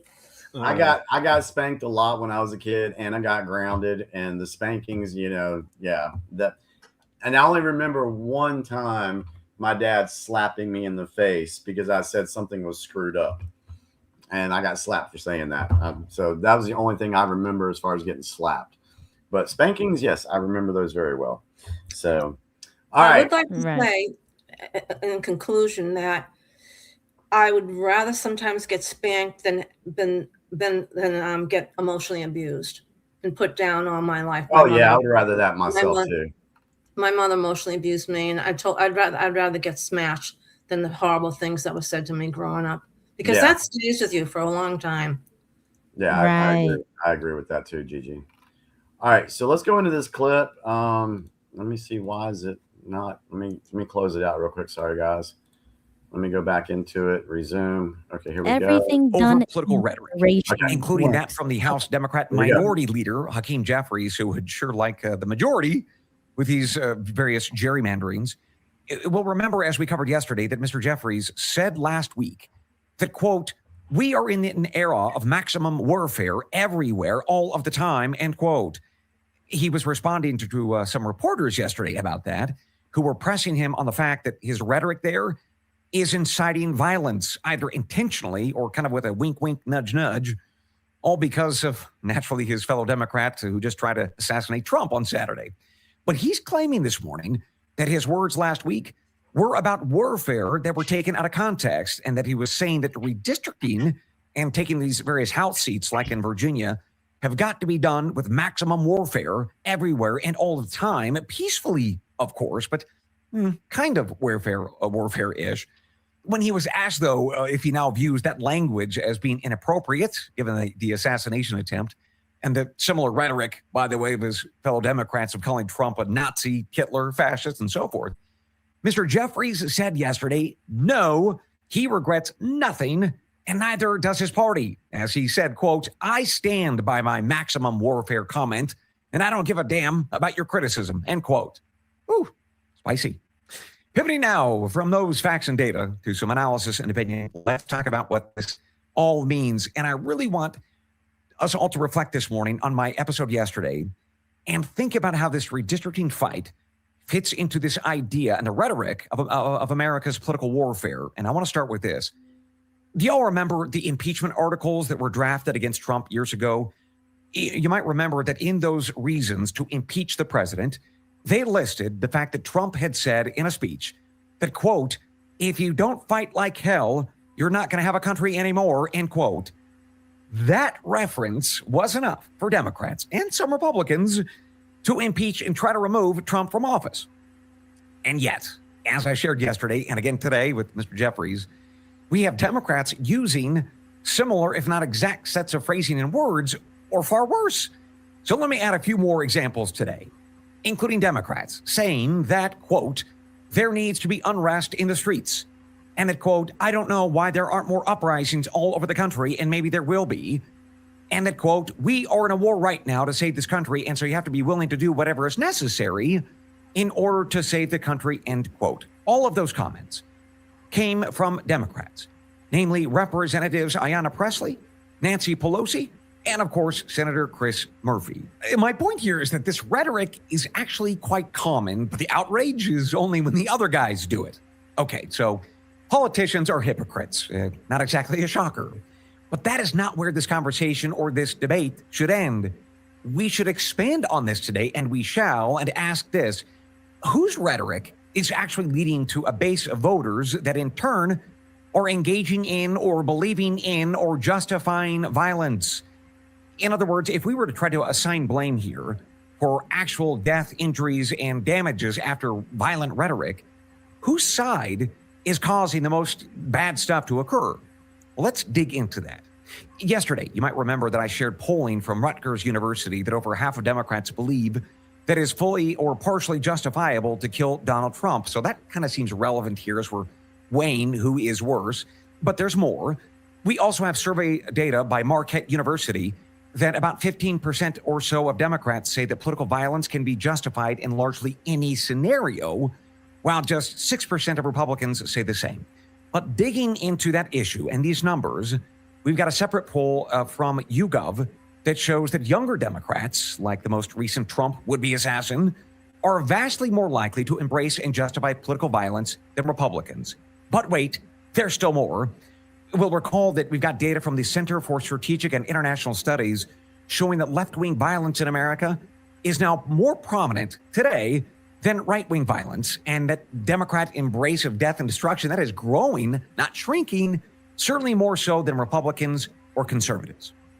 So taken all together, this data tell me something quite important, that while violent political rhetoric is bad, and also the innuendos of the violence, that's also bad, for whatever reason, the rhetoric and the innuendos are landing and sticking more with Democrats versus Republicans, especially younger Democrats. And then, of course, they're using violence. And that is what Hakeem Jeffries and leftists don't want to talk about. They know that their base, for whatever reason, hears a violent dog whistle when these politicians on the left say things like, quote, "We are an era of maximum warfare, everything and everywhere, all of the time." And Jeffries shouldn't be allowed to wiggle out of that by saying, as he did yesterday, oh, I was just talking about the redistricting effort in Virginia or Texas or Florida, whatever. No, as it happens, maximum warfare everywhere, anywhere, all of the time lands in the ears and the eyes of Democrats. And it's taken literally by a shocking and pretty sticky number of his base, far more than Republicans. And folks, that is why this redistricting effort and the gerrymandering stuff, to me, really matters. The fight itself and who wins gives us a really good window into the world that we will all have if Democrats regain power this coming November. It also helps us understand what happens if they lose. The data that I've been presenting this morning and yesterday and for several years now tells us that they are a lot more apt to engage in violence. It's not just, a bunch of sore losers who like to whine. And I would say to you that the reason for this predilection for violence comes down to my central argument that I offered yesterday, that we are up against an Islamic Marxist revolution in the Democrat Party. So the warfare that they're talking about, it's not just rhetorical, it's a revolution. So look, if all of that sounds at least somewhat reasoned and documented, please, as ever, check the transcripts. Well, we should be honest about that. And we need to do our version of fighting, which is not by shootings and bombings like the Democrats know, but rather by grabbing like-minded folks who are around us at gyms and churches and the rest, organizing locally, donating our cash to primary candidates that we love and support, and take control of our cities and counties. That is the fight that I want us to wage, and that's the one I've been talking about for years now, as we understand that the data show that we are up against, ladies and gentlemen, a very evil leftist ideology that, if you look at history, has killed tens of millions of people over the past 125 years. So let us fight.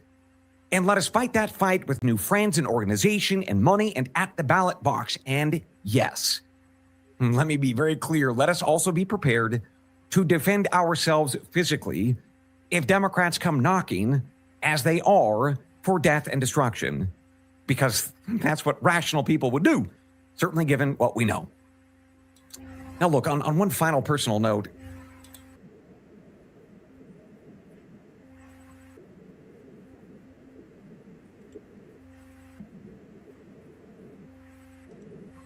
okay. All right. So what did y'all think about that?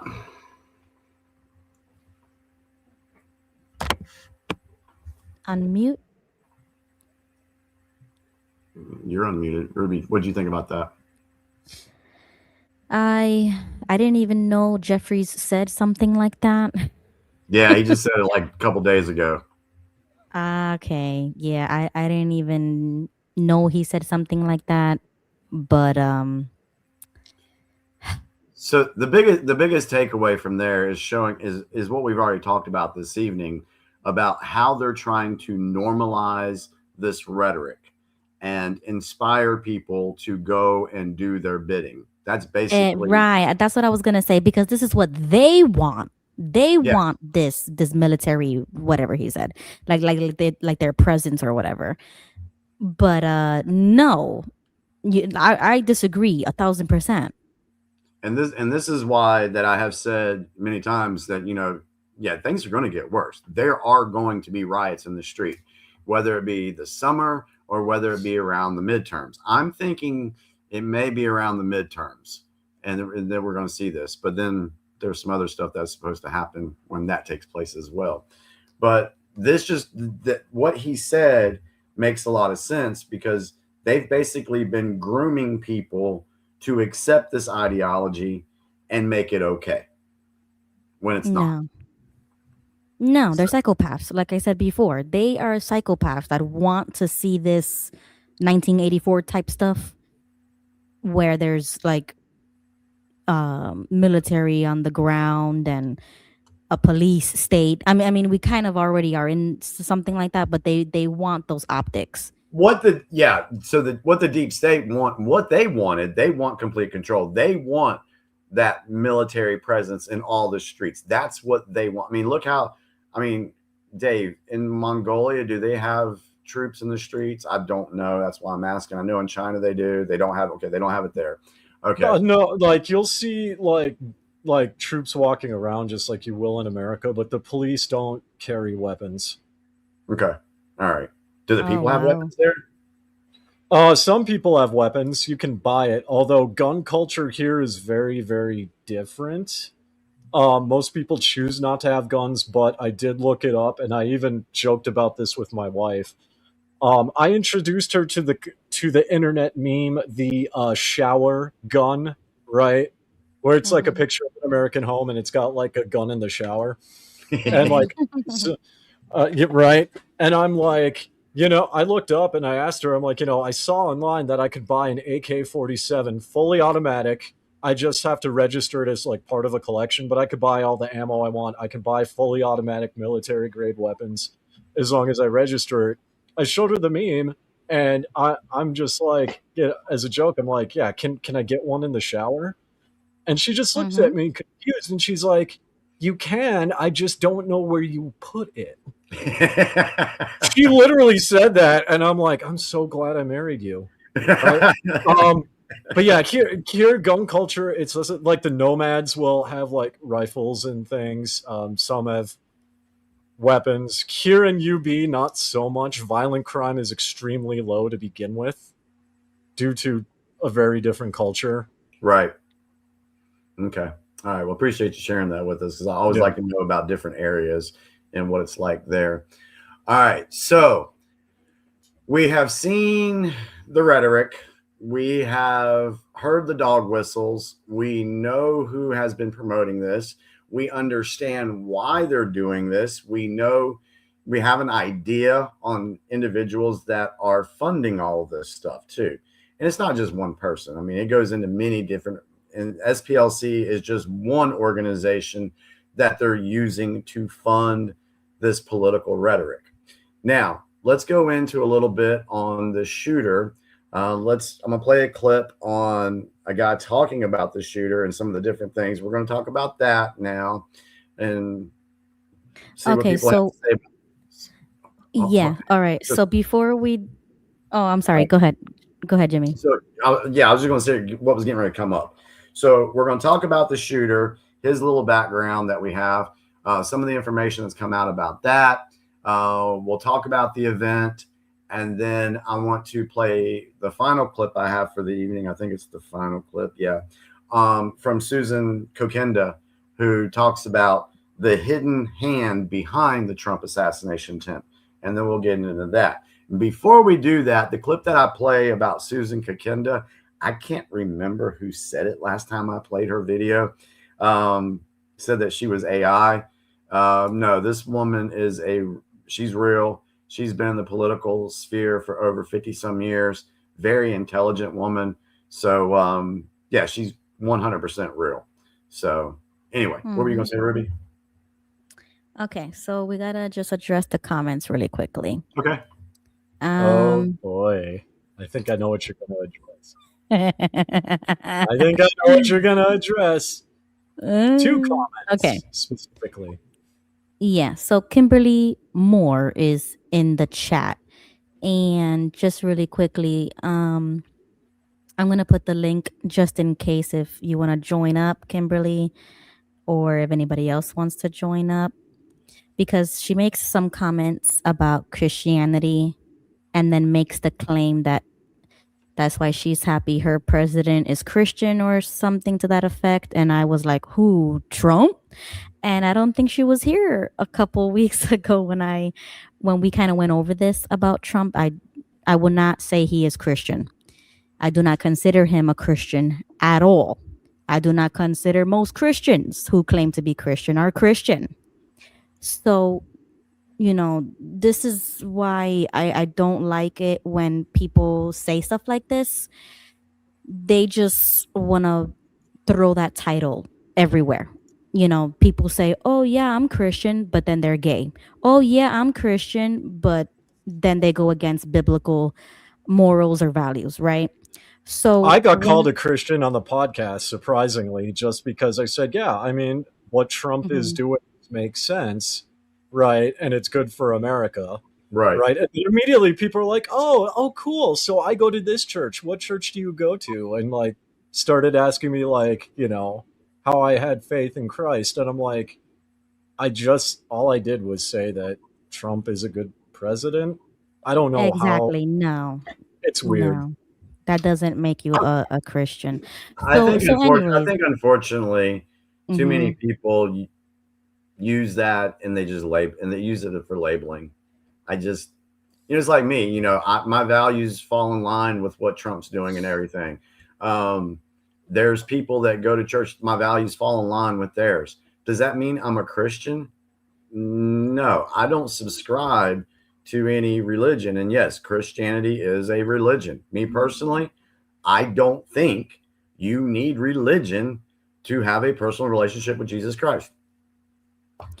True, right? But then they want to insert this into politics as if it's going to help them gain votes. So they try to put on this facade or, unfortunately, a lot of politicians do that.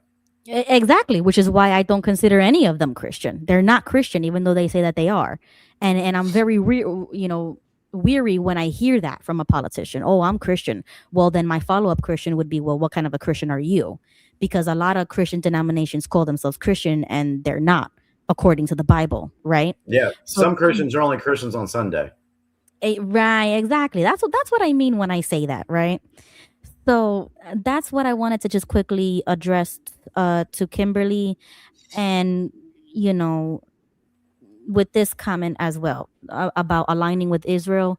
If your church is preaching this, then you're in the wrong church. Okay. The whole evangelical thought process about, oh, Israel is God's chosen land or whatever. Not anymore, honey. You read the Bible again, learn about, when they lost their inheritance. Okay. So anyways, this is why politics sometimes spills into religion and Christianity, which is why I say this every Tuesday, why I'm a Christian nationalist. Those things are important to me. So when I do see these comments, I'm always going to say something. Whether you agree with it or not, that's totally fine. But this is the type of people that I dislike very much, because they want to conflate two things as if they go together, and they don't. Okay, these are just political talking points trying to use the Bible to bend their morals and standards to make it to justify the alliance with Israel, to justify what Israel is doing when it's wrong. But see, that goes back to, we didn't mean to get on this topic. Sometimes we'll say a few things and we'll move on. But that's exactly the creation of the Bible back in the Council of Nicaea in 300 or whatever year it was, 312, whatever it was. The Roman Empire needed a way to control the people. So they picked and choose what they wanted, created the Bible, passed it out to everybody, and said, this is the word of God. This is how we're so they did it for their own political benefit, is how they acted and what they did. We see that same thing being played out today with some. Yeah, well, it's not just to control the people, but literally because Rome was collapsing, they needed a way to like control their own structure. Exactly. Like the internal structure. So yeah, it was for the people. But at the end of the day, even internally in the politics and in the military, because they had so many different peoples from so many diverse backgrounds that were starting to like conflict with each other, they had to come up with something universal to get all the soldiers and all the Senate and like everyone in line. Yeah. To avoid just tearing itself apart. Exactly. Born JD, he said Jimmy's facial expression is cracking me up. That's because, Born, I was laughing at a comment from Terrence when he said Obama ain't a closet Muslim. He's just in the closet. Yeah.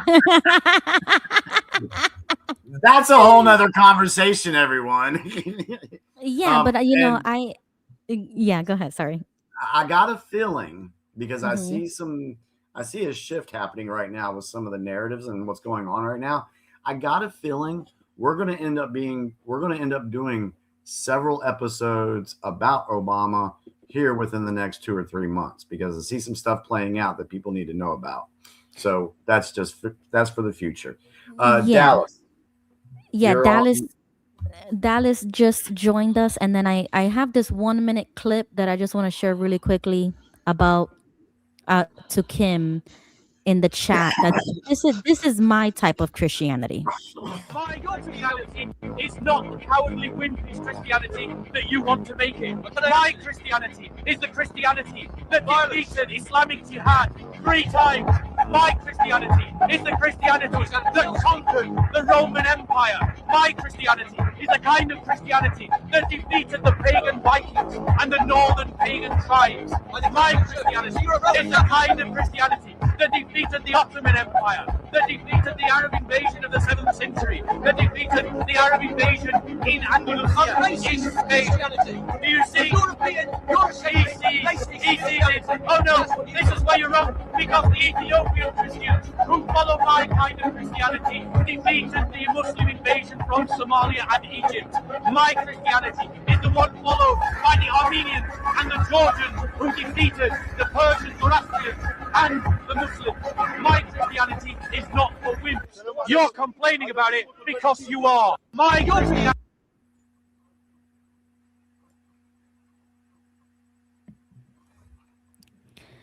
So my advice would be to people who want to bring Christianity into these types of topics, just do your history, do your research on history, on church history, and understand what true Christianity is. And that's why I like that clip from that young man, because that's how I feel deep down inside.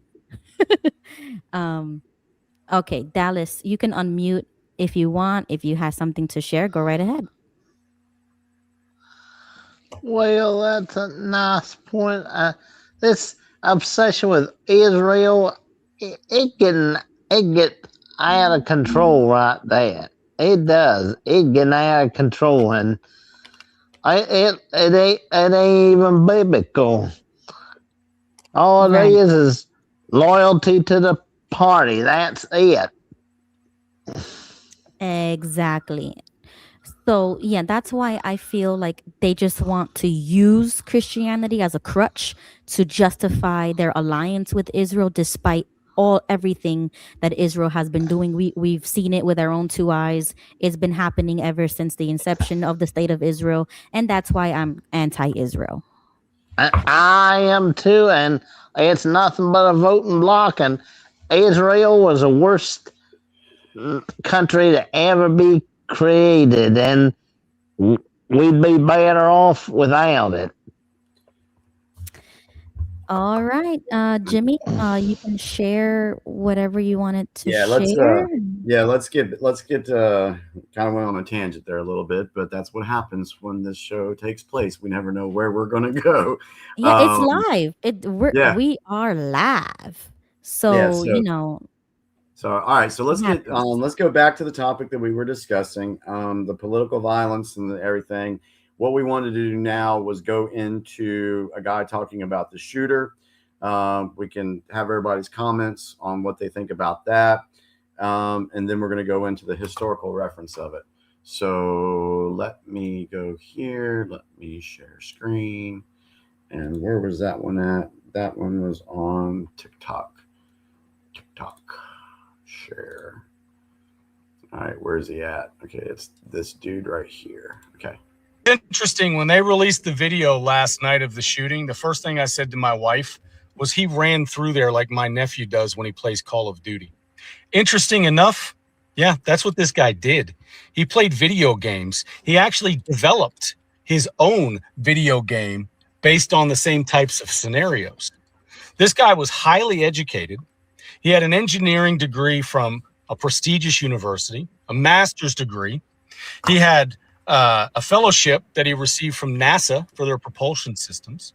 He thought this out because he took a train from California to DC, probably to avoid security. He booked things in the area well in advance because he knew he wouldn't have been able to do it last minute. So this was obviously planned for a long period of time. He probably knew the stupidity of the security that they use. Instead of setting the systems up outside, they were inside. So thank God this guy didn't have an explosive. But why is it that's these quote unquote educated type people? Why is it they come from these places like California? He was probably a loner, spent his entire life on a computer system and on social media, and was constantly fed the never-ending bullshit from the left about how bad Trump is, how he has to be stopped, how he's a dictator, how he's authoritarian, how he's like Schmittler. And that's what you get. Okay. All right. So he points out the thing that we've been talking about, how these people, this guy was educated. He was a teacher. And so this just goes to show that this propaganda and rhetoric that they are using, you have highly educated people falling for it. Yeah. What do y'all think about that? I think this is all staged, honestly. I kind of think it was staged too, because Yeah. I saw pictures of this and J Mars in the comments said he was found without a shirt on, right? And then from what I've seen online, when he gets through the first layer of security, he doesn't try and blend in. He just opens fire, which, that's like going to military base to take out the general inside of the base, and you just start going after the tower guards. You're not going to make it through. Right. No, yeah, it's sloppy. It's an amateur. He's retarded, honestly. Yeah, and there's a couple points. Yeah, there's a couple points I want to bring up. The second thing is to Jimmy's point, and what the guy was saying was he's educated. Define educated, because I feel like the word educated has lost all meaning. Right. And it's just, I can agree with that. Because it's what is he educated in? Is he educated in sociology? Okay, well that's people could argue that's not a real education, right? And we don't clarify what education means. You ask me, what am I educated in? Accounting and finance, right? A real tangible study that has been used throughout history. That is an education, right? So I'm curious to what he was educated in. I guess to that point real quick, Dave. Yeah. I guess if when you hear when people, normal people hear, oh well, he went to Harvard or he went to Yale or he has this contract with NASA, most people will just accept that as this person being an educated individual. See what I'm saying? Yeah. So that's what I'm saying. People have got asked those questions that Dave just said. Hey, how was he educated? What was he educated in? Just don't tell us he was educated and because he went to Harvard or Yale or anything like that. But you can be educated and still suffer from mental illness. Yes. So just Yes. because Yeah. you're educated doesn't mean that you're immune to mental illness. He obviously is mentally ill. Or was And on drugs or both. Yeah. yeah, exactly. So there's a lot of factors to that comes into play. But like I said earlier, why is it that this is only happening when Trump is president? Like this is the third time that I Because can he count. because Ruby, he's fighting the deep state system. Yeah, but this is not deep state level attempts. This is amateur, retarded level attempts. Like Well, It's that's what sleeper give us- cells. these, It's yeah, sleeper these- cells. Yeah, they're sleeper cells. That's Yeah. why a lot of that rhetoric that's spoken, a lot of that rhetoric is to, flip the switch for these people. Let's go back to MK Ultra programming. They have it to where a person, they hear a word and it activates them. Right. Triggers. Yeah. So how do we know that he's not been MK Ultra? We don't know that. Well, they mentioned the No Kings, that he was part of that. He was part of that. So, I personally think it was a publicity stunt. And Yeah, I don't know, how did he get through the supposedly tight security after they learned their lesson from the Pennsylvania see, the thing is they didn't. The security. That's one thing that I will say on this. When the Butler thing happened, Yes. the Pennsylvania thing, Ruby, what was the first thing I said to you about that? that it wasn't like real. Like Yeah, that was this is just a fake, scared like it's a scare tactic to scare Yeah, you. it was staged. There was a reason why that happened. Okay. This situation, I think both parts are true. I think this was an amateur that was activated to carry out this act. However, I look at this a little bit different than I do Butler because there's so much surveillance that maybe, just go with me here, my opinion, maybe the White Hats got information that this was going to go down and they were able to get in front of it and set that stuff up to make it, let it play out the way it did. Yeah, and I mean that wouldn't surprise me because that it's could like be it. everyone on the planet knows the American Secret Service is the world's best at protecting its president. There is no Supposedly. comparison globally to the Secret Service, right? I mean, supposedly, yeah, but we talk about like MK Ultra, the technology and things like that is not available to the public, right? And like, it would not surprise me if this dude, like all the other mass shooters, started running his mouth in a Discord channel, or like posted it on Facebook, and someone somewhere saw it, and then it went through whatever chain it goes through, and then they set it up to be that way. Did y'all read his manifesto? No. Yeah, it's stupid and like I said, this is why I think he's retarded and probably a narcissist, is because these people think that everybody needs to know what they're feeling or thinking. Nobody cares about what you're feeling or thinking, and they think that by doing something as big as this that it's going to make a difference when it's really not. I mean, he knew damn well he wasn't going to get that far, and he even said it. So this is why it makes me think that they're allowing this to happen on purpose, because it's another amateur, it's like another weak attempt to make it look like Trump is being targeted very much so right now. But I think it's just the incompetence of whoever's in charge right now, because That could also like, be true.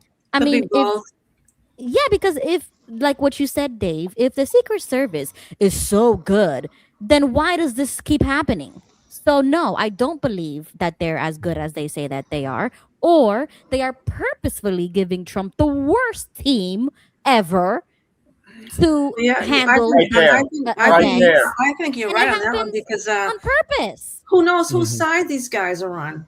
Exactly. They Right. I do believe that members of the Secret Service can be bought and paid for as well. Oh, I agree. Yeah, that's also a possibility. That's ridiculous.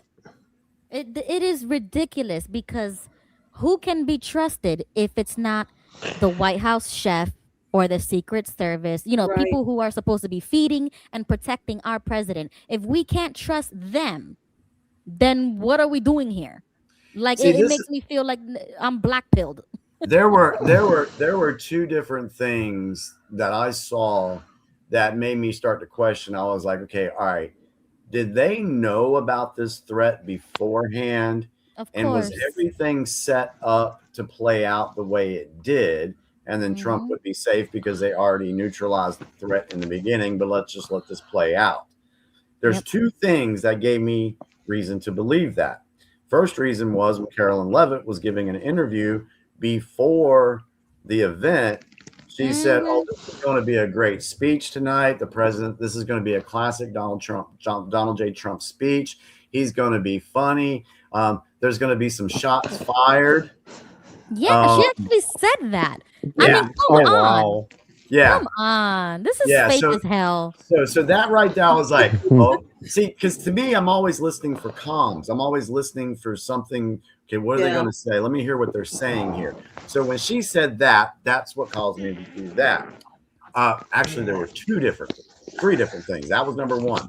Number two was when Trump and Melania were at the table, and the guy, the magician Osment, was there showing. I saw lip readers catch Trump saying to Melania, allegedly, stay strong. Okay. So we had that. Then you had a picture. Well, there was another thing. I just thought about it. You had Kash Patel sitting in the audience. He wasn't fazed at all. He was just like, yeah, whatever. He was just sitting there. And then there's a picture of one of the secretaries and his wife going out, but in the background, you see Trump standing behind the curtain. There's a curtain, and Trump is standing behind it, looking out into the ballroom. I don't think that was him. I saw that photo. Oh, there's also a picture of that one bald dude grabbing his wife's breast, like as they're running out. Oh God! Yeah. It's a thing. Like, and if you look at the angle, and I thought this was really bizarre because it's like it almost looks posed. Like her hair is flawless, right? Her hair is flawless. Her body's at a nice angle. Like they both look good, and there's just his hand, just like grabbing right here. Right, for the photo. And I'm sitting here, I'm like, this cannot be real. Yeah, I don't know if it's real anymore. One of the explanations that I heard, and I heard it on X22 last night, and Trump was asked about, why did he not get out before JD Vance? Why was he looking? He said because he wanted to see what was going on, what was playing out. That's what allegedly that he said. So there's just several different things that make me think, yes, this was a real threat, but they got information about it. They neutralized the threat, and then they put on the show as it were. They put on the show about it. Because like I said, it's going to make Trump look like he is one of the most targeted presidents ever, and that they just miraculously keep missing him. And it's going to prop him up even more than what he already is. And I think that Trump is like that. He cares about that, like his image, his reputation, etc., what people say about him. And the fact that this is all happening, he's going to use it to his benefit, of course. But at the exact same time, it makes all of us question the security, the continued rhetoric, like we just saw the clip. And nothing is being done about that. Yeah. So everybody wants to use it for good optics, but nothing changes. You see what I'm saying? It's like the show goes on over and over and over and repeats. Yeah, but eventually the show has to come to a stop. Right.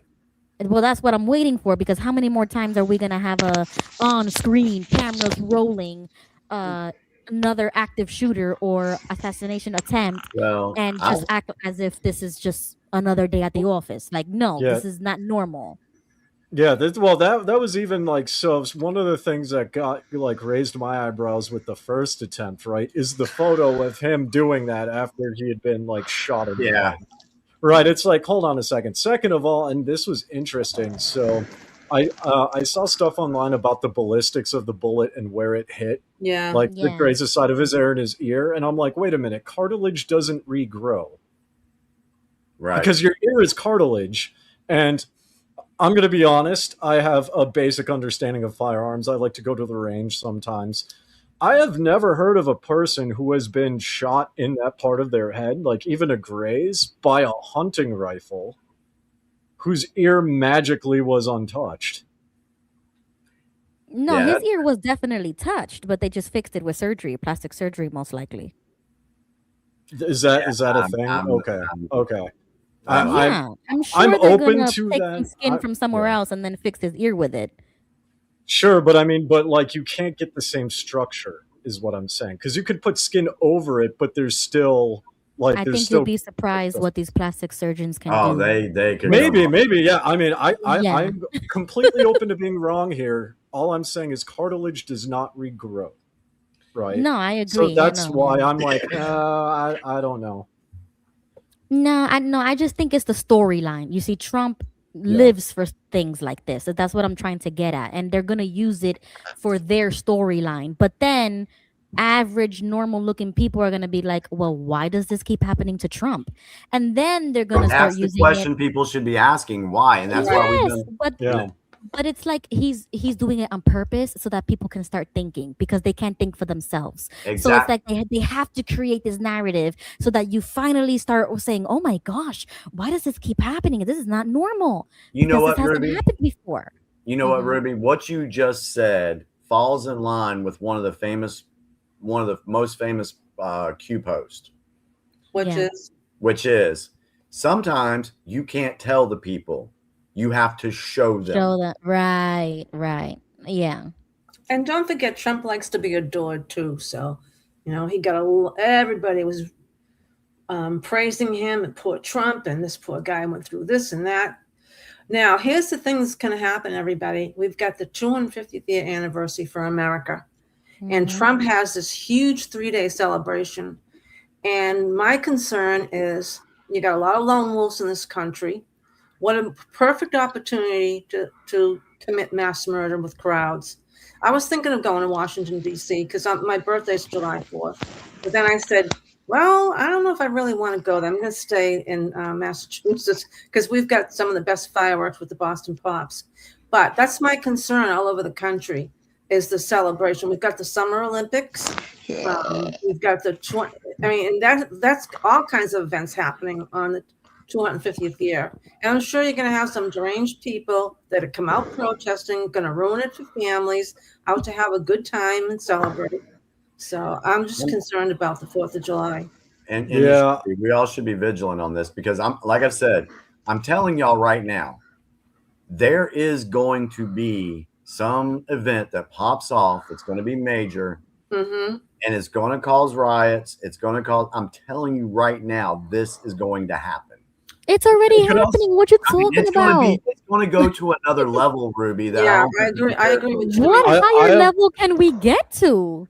Well, that was going to be my next point. It's like, what, Timothy McVeigh, right in the 80s, all he had was a U-Haul truck, and how many people did he take out? He completely destroyed that government building. Yeah. And almost like a quarter mile of all the buildings around it.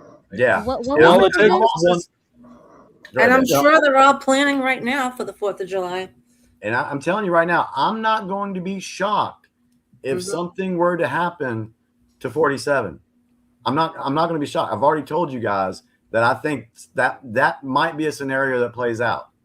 Well, the Simpsons got predicted that he's dead in 2026. The Simpsons do. Yeah, well, I can't. Yeah, nah, I can't give it. But I'm just going to say. No, don't laugh because a lot of things they predicted came true. So yeah, because they were fed that information. He was created after those events happened. Pardon me?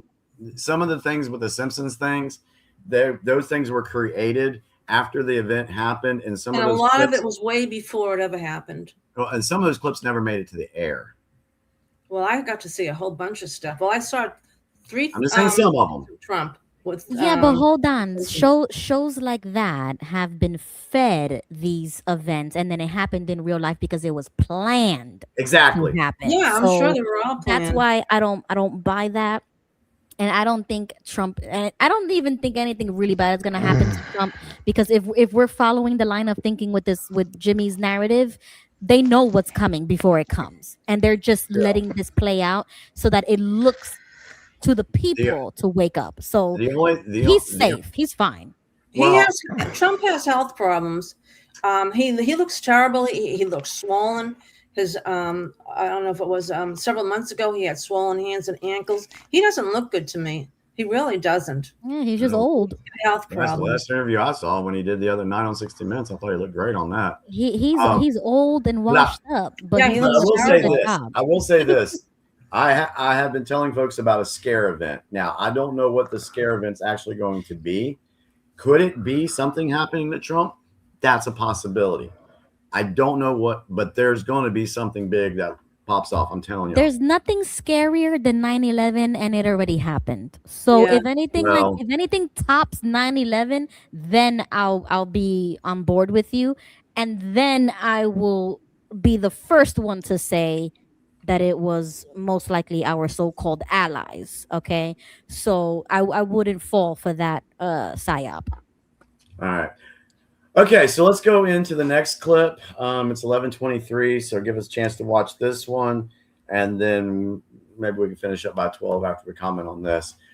This is more of a historical reference to things, something else to think about. And like I said, the woman that does do this, she's not AI. Her name is Susan Kokenda. Got a very good resume, in my opinion. So let me go over here. Where'd I have that at? I had it on TikTok. Share. I spend too much time on TikTok. All right, and here we go. 25 years. Because the last 25 years. Because the last president who genuinely threatened the British imperial system was William McKinley. Donald Trump refers to him often because of his terrorist policies, which the president has revived. And McKinley made the United States the industrial wonder of the world, as Donald Trump is doing. And McKinley understood the importance of the Western Hemisphere, as Trump does. McKinley was assassinated at a Pan-American exposition. McKinley had continued the American system tradition of Abraham Lincoln, and both of those presidents represented everything the British Empire and the City of London feared. McKinley was assassinated in 1901. But he was not the only leader during that period who was assassinated. In 1894, the president of France was stabbed. In 1897, the Spanish prime minister was shot.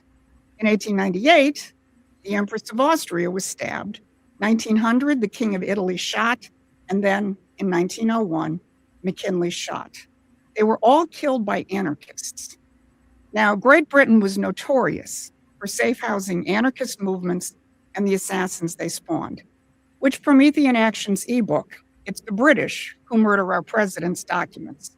The link is in the description. Now go back to Saturday's attempt. Whatever else emerges, it's clear that Cole operated in a constructed climate of hatred for the man he targeted, just as those anarchists operated over a century ago. And it's no small irony that many of the guests in attendance at the White House Correspondents' Dinner represented the very press who helped construct that climate. You see it in the newspaper and the social media headlines. Trump is an authoritarian, or he's a pedophile. Now, you also have a more diplomatic version, like members of the House of Lords who warn that Trump has, quote, turbocharged the disruption of the international order. But whatever the temperature scale of the rhetoric, it all comes from the same starting point. What Donald Trump is doing is threatening their system. In 125 years, no president has come this close to dismantling the imperial architecture. President Trump has thrown free trade out the window. He's threatening the power and independence of the Federal Reserve. He is closing off the strategic choke points like the Strait of Hormuz. He's replacing London's shipping insurance racket. He's sanctioning their offshore dirty money operations. And he's pulling the plug on NATO. That's what's behind President Trump's statement after the attack on Saturday. You take a look at what's happened to some of our greatest presidents, and it doesn't happen to people that don't do anything. And it's not going to deter me. That's a president who knows he's making history. And so do we. Promethean Action will keep you on the stage of history as this battle between the American system and the British system unfolds. So if you want to be equipped with the strategy you need to be part of this fight, subscribe to our free newsletter. Because the enemy understands it too, which is why King Charles is in Washington. The empire knows what's at stake. Here's what Reuters is counting on.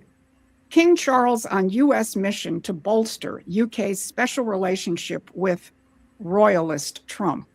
They're counting on the continuation of the soft power relationship that the monarchy has cultivated with presidents for 70 years. Like the one Susan Page, the author of the just published book, The Queen and Her Presidents, The Hidden Hand That Shaped History, describes. She says, on her first trip to the United States as a sovereign, Queen Elizabeth II so charmed President Dwight Eisenhower that she managed to mend a breach between their two countries over the 1956 Suez Crisis. Now, Suez was the last time a U.S. president seriously and openly challenged the empire. When France and Britain moved to seize the canal in 1956, Eisenhower told them to stop, and he threatened to crash the British pound. They stopped. And it was the moment Britain discovered it no longer had independent power, and it had to rely on manipulating the United States instead. From then on, it relied on soft power to direct the United States. And Page's new book makes clear that it was Queen Elizabeth herself who wielded that power. Here's Page's description in a recent interview. So almost every day she would get briefing papers. Every week she would get top secret intelligence documents. And so over the period of decades, she was as informed about intelligence issues around the world as any other person, over a longer period of time than any leader, and even over issues, say, contingency plans for a nuclear war. This is not a figurehead. Queen Elizabeth got top secret intelligence briefings every day for 70 years. She was in on the nuclear war contingency plans, and you can bet she had the full take on the Five Eyes intelligence operation. And she used it. Page describes how the personal relationship between Elizabeth and Ronald Reagan contributed to Reagan's decision to support Great Britain in the Malvinas Islands crisis with our 25 years. Okay. So I wanted to share that with everybody to get a little bit of a historical view on this, because what we're seeing play out are the same moves that the deep state has used before to try to manipulate the United States. So that's one of the reasons I do believe King Charles is over here right now trying to, soften Trump up to work with him. And I don't believe that that's going to happen. Now, for optics, Trump may say some stuff that may look like he's buddying up with them. That's why a lot of people say, oh, Trump's, he's a puppet of Israel. Trump is very calculated in what he has to do for the public perception of things. So we're going to see how this plays out over the next week. And maybe next week when we do the show, maybe there'll be some information that'll come out that I can share with you more about this trip. Yeah, we got to talk about that real quick. So there is a real legit king. And where are all the people for the No King protest? Yeah, exactly. They should have been right in front. They should have been front and center in DC protesting no more kings. There is a legit king that gave a speech today to Congress, and everybody is giving a standing ovation, clapping, smiling. They are so wooed by this king, and I wonder why. Well, that's because they're all at home. They're pooped. They're pooped. They've protested so much they're just tired. Yeah, well, it's crazy to me. And then he says, what really caught me off guard was when he said that he said something about Christianity. So I don't mean to bring this up again, but he said, quote, "The Christian faith is a firm anchor and daily inspiration that guides us not only personally, but together as members of our community." And all I can think of, go ahead. Go ahead.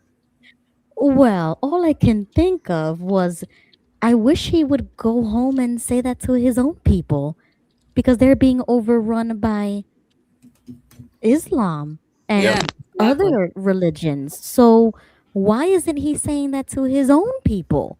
Good point, Ruby. Yeah, and go back to the picture of his little painting. Did y'all see? Remember we talked about that? Yeah, it was demonic. Yeah, Yeah, it was demonic. I don't believe a single word that King Charles says about Christianity. That's him. That's him playing to that bass, is what that is. Yeah. Right. Cat.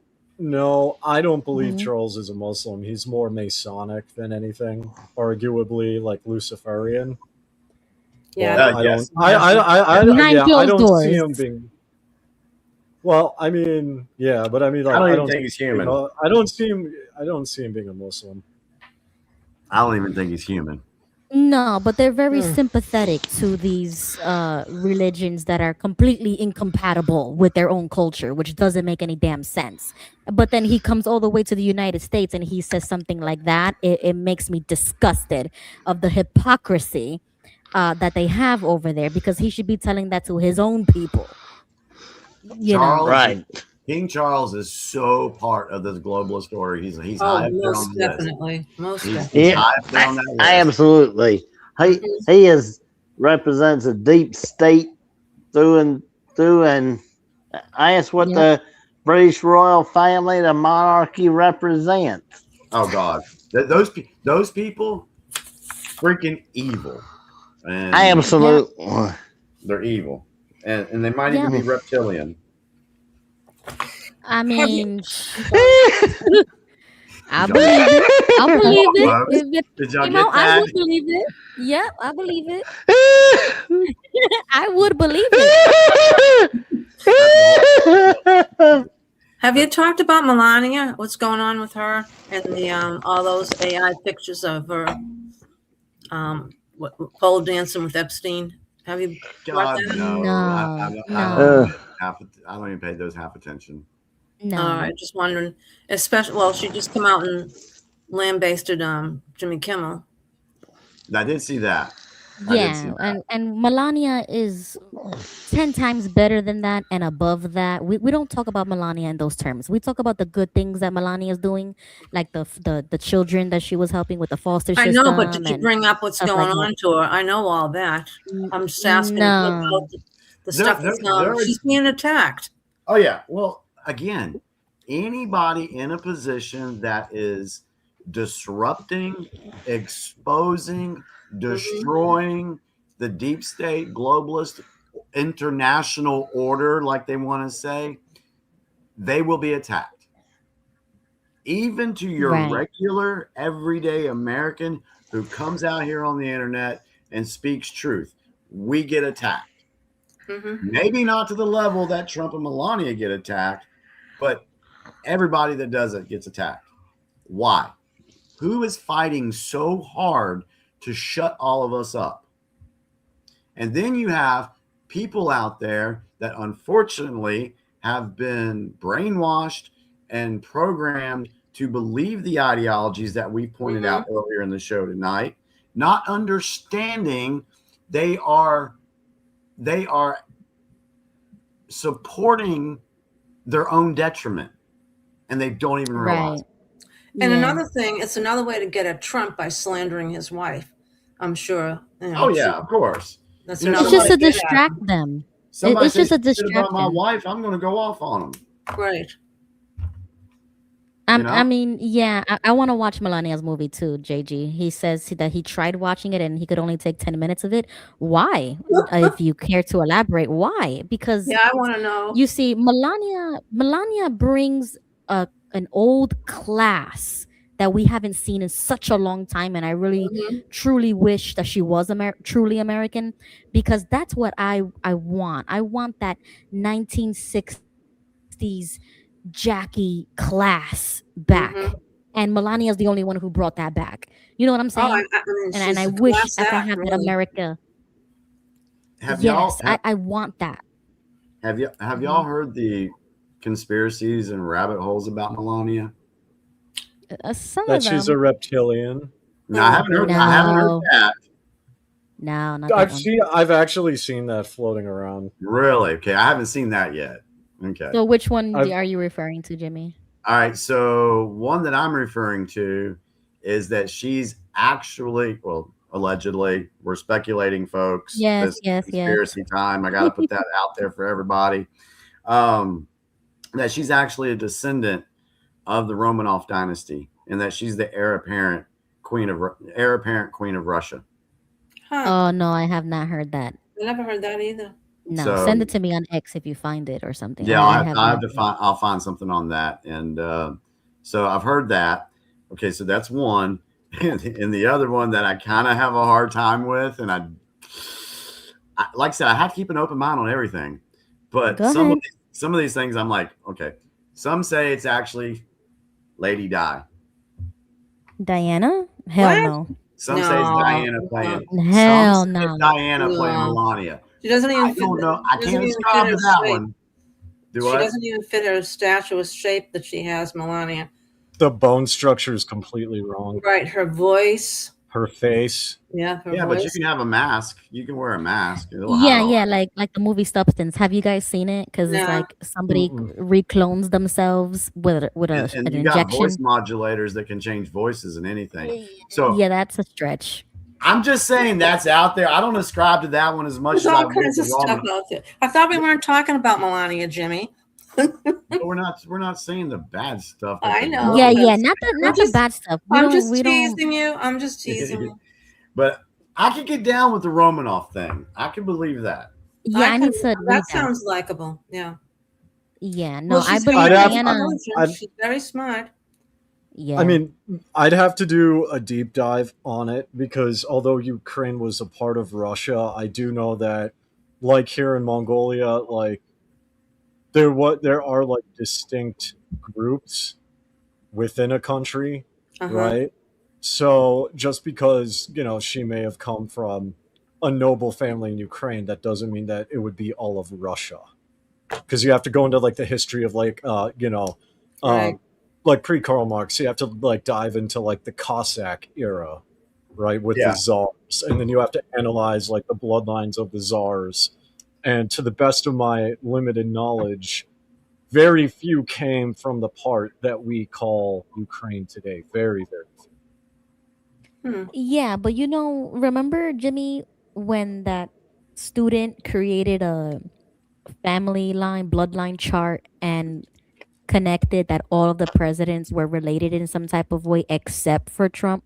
Right. Oh, I saw that. I saw Yes. that.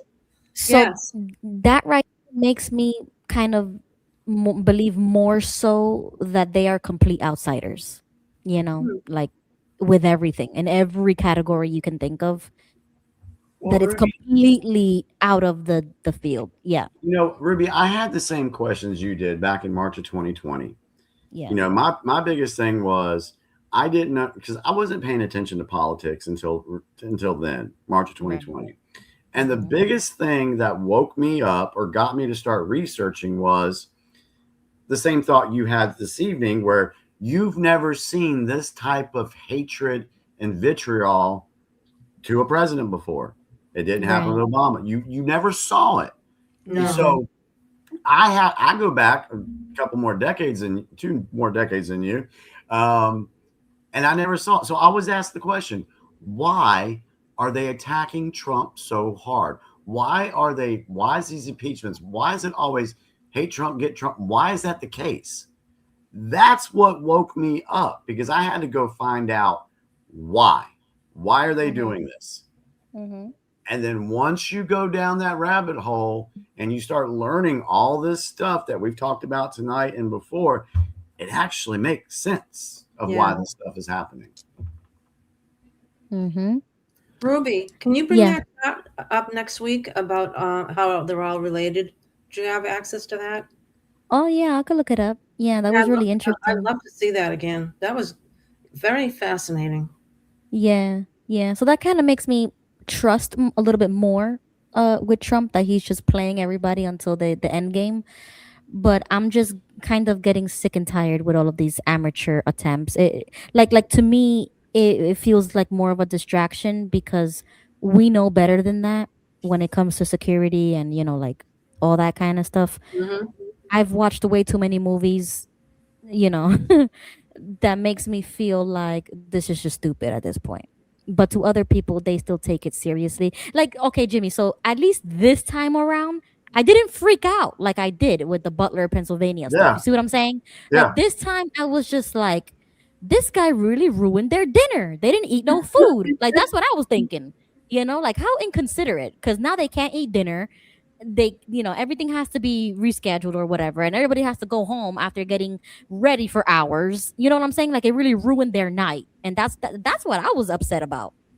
I didn't even care about the shooting. Well, what tripped me out though, and that's good that you didn't freak out, because that means you're waking up from the propaganda. That's what that means right there. Like with me, I tell you all the time, I'm just chill about everything. Nothing surprises me. I'm like, don't worry about it. It's okay. I agree with that. Nothing surprises me. Nothing. And so, but one thing that I found interesting was, do you guys remember the last time Trump went to the White House Correspondents' Dinner? Wasn't he like a good one. comedian that night? It was 15 years ago that he went, and this is where Obama roasted him basically while he was sitting in the audience. Yeah, that's when he decided to run for presidency. That's when he decided to run for president.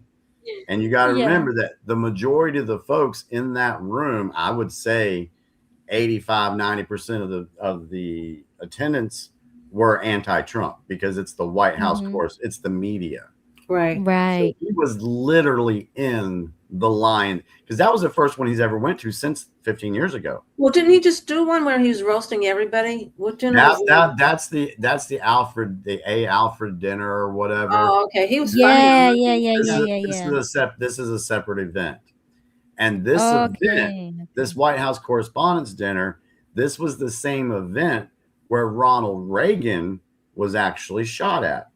And the same place too, right? Like, isn't that a conspiracy theory? Like, what? That was real. It was crazy. It was at that location. Nothing's a coincidence. Exactly. This is what makes me feel like this is all fake, but real at the same time, because it's like they allowed this. Enjoy the show. Enjoy the show. Oh gosh, I'm staying home on 4th of July. So for Kat's point in the comment, they hate him because he's a patriot. These people want a UN globalist rule.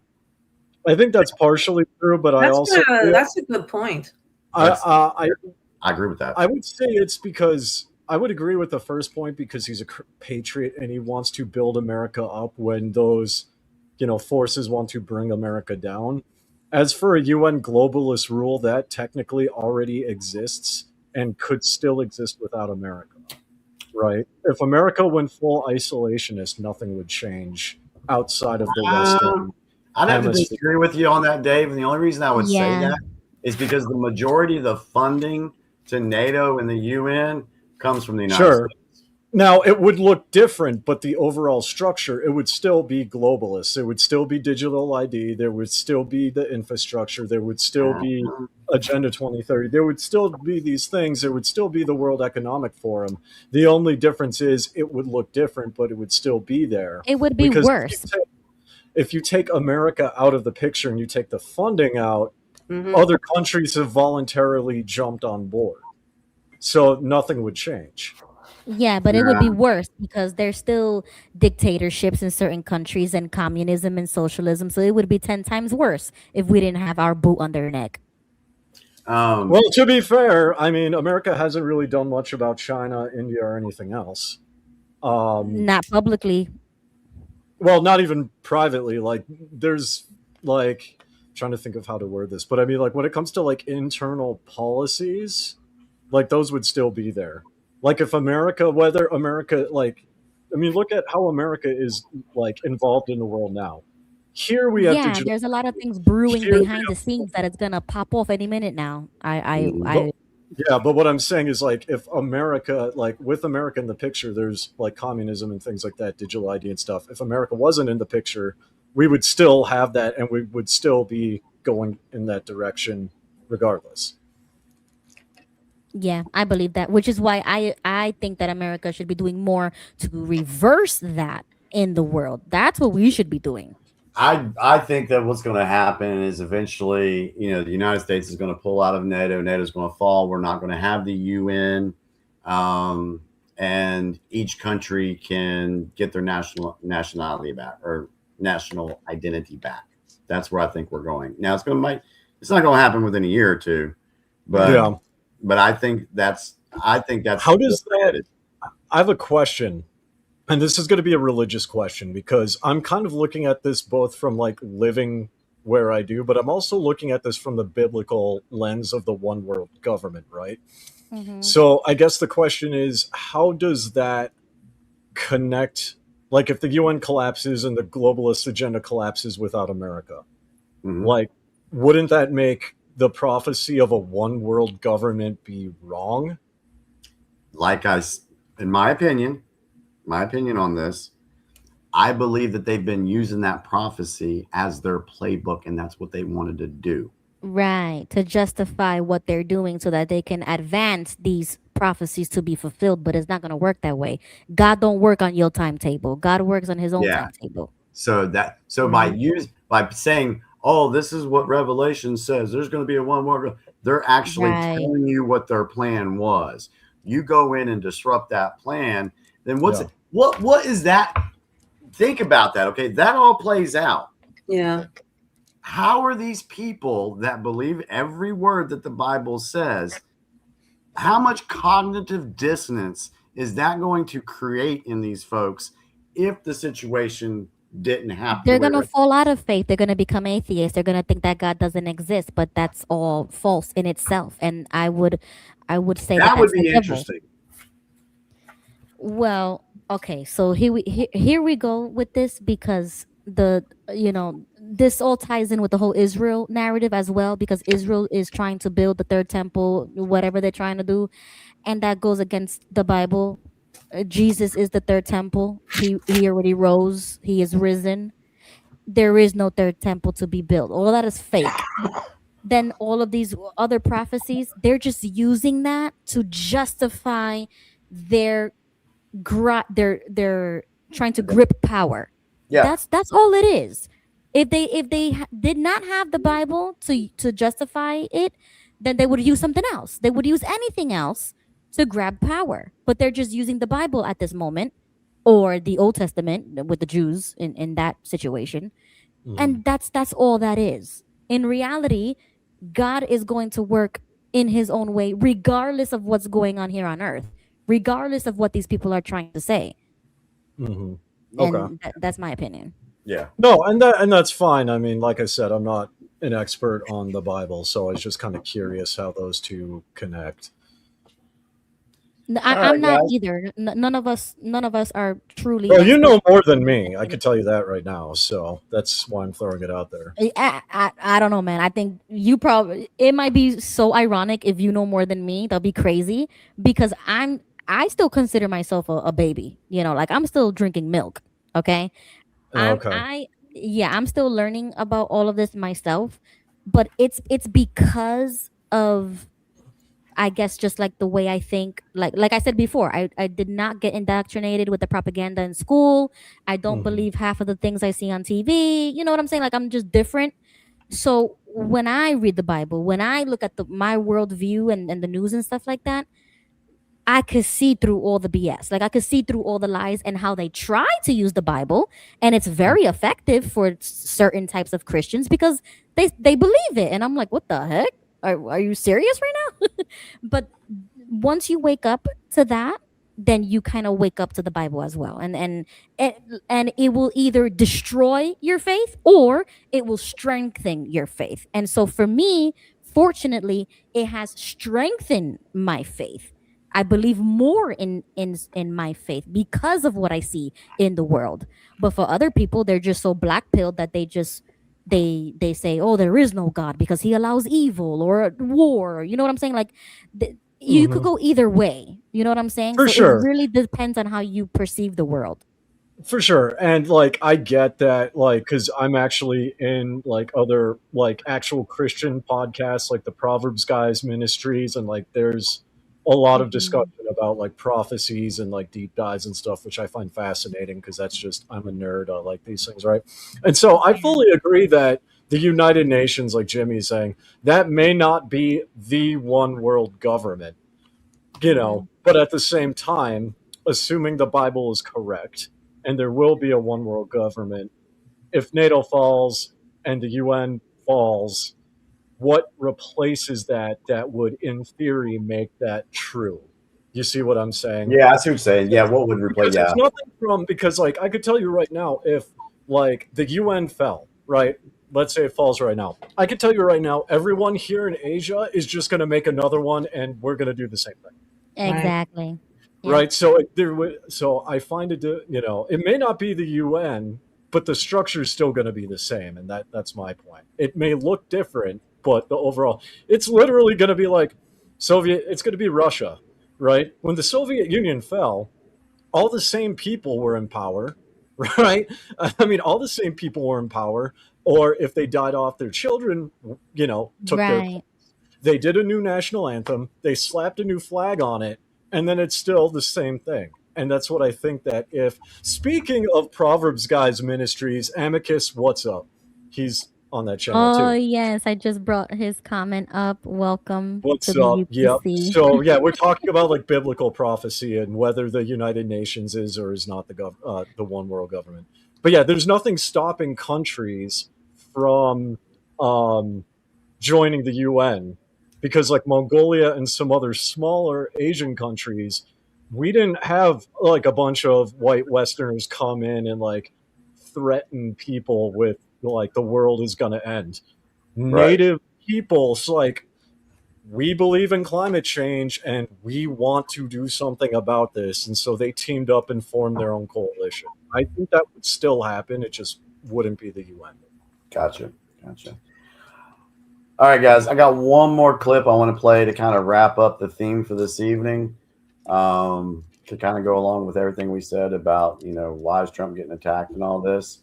So I got one more to share. And just a quick question, Dave. What kind of Christians are that podcast that you mentioned? What denomination? Amicus, can you answer that? And the reason why I say that is because we talked about earlier, people who say they are Christians are not actually Christians. Well, that's what I wanted to ask. Amicus, as a person who identifies as a Christian and participates in the panel with me, can you please answer? Because I am Hindu and I don't know what to do. Yeah, if you don't mind, let me know what denomination. Okay, Jimmy, your clip is up. You just got to put the sound on. All right, join the panel. We're on the same team with the same agenda. And the challenge is how to build a world order for the first time in history on a global basis. A new world order. Create a new world order. A world order that I think all of us would like to see. We needed a new world order. Each of us here today is the emissary of a distinct culture, a rich history, and a people bound together by ties of memory, tradition, and the values that make our homelands like nowhere else on earth. That is why America will always choose independence and cooperation over global governance, control, and domination. I honor the right of every nation in this room to pursue its own customs, beliefs, and traditions. The United States will not tell you how to live or work or worship. We only ask that you honor our sovereignty in return. My friends, this is why they're fighting Trump with all their might. All of them. Please wake up. Put it this way, money trumps peace sometimes.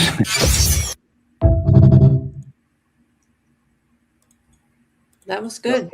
So right there, Trump spoke at the UN, he was telling all these nations that, hey, here in America, we want independence. We don't want to be under a global governance. And he's told those other countries that he wants to see them chart their own path, get their own traditions back, have their own sovereignty, but respect ours, which we in turn would respect theirs too. So that whole idea goes 100% against a new world order. That's why you see this political violence towards Trump. That's why you will see it keep happening until this enemy has been defeated. So, But so the New World Order. that's my case for tonight for you guys. But the New World Order, in my opinion, is an ideology that is being pushed by Israel.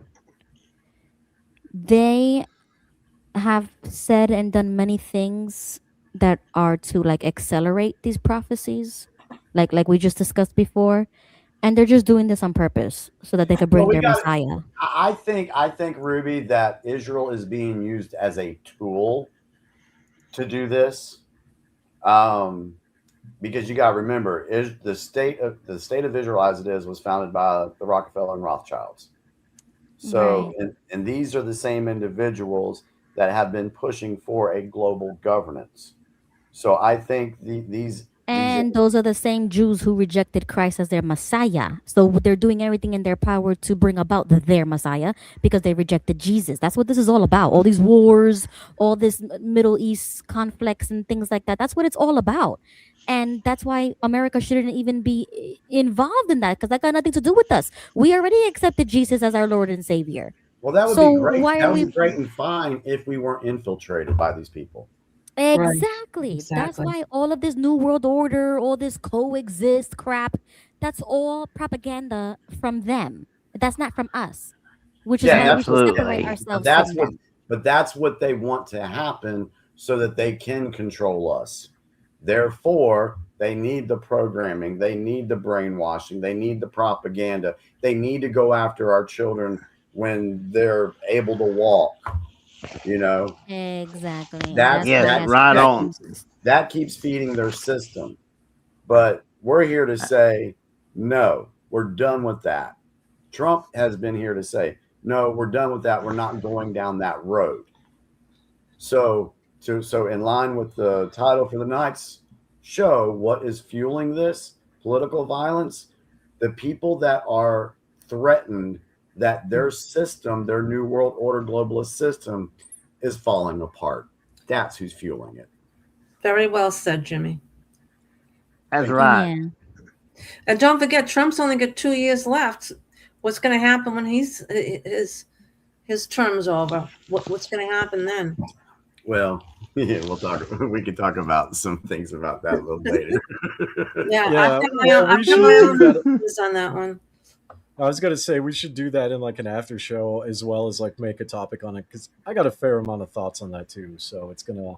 Well, maybe we can talk about that next UPC or whatever. Yeah. So Jesse joined us. Jesse, better late than never. You're coming in at the last minute, bro. Where were you, Jesse? We've been. I'm on Arizona time. I'm sorry. You got the last word, Jesse. I just got off work. Hey, but what's your thoughts, Jesse? I was inspired by Jimmy. Something he said.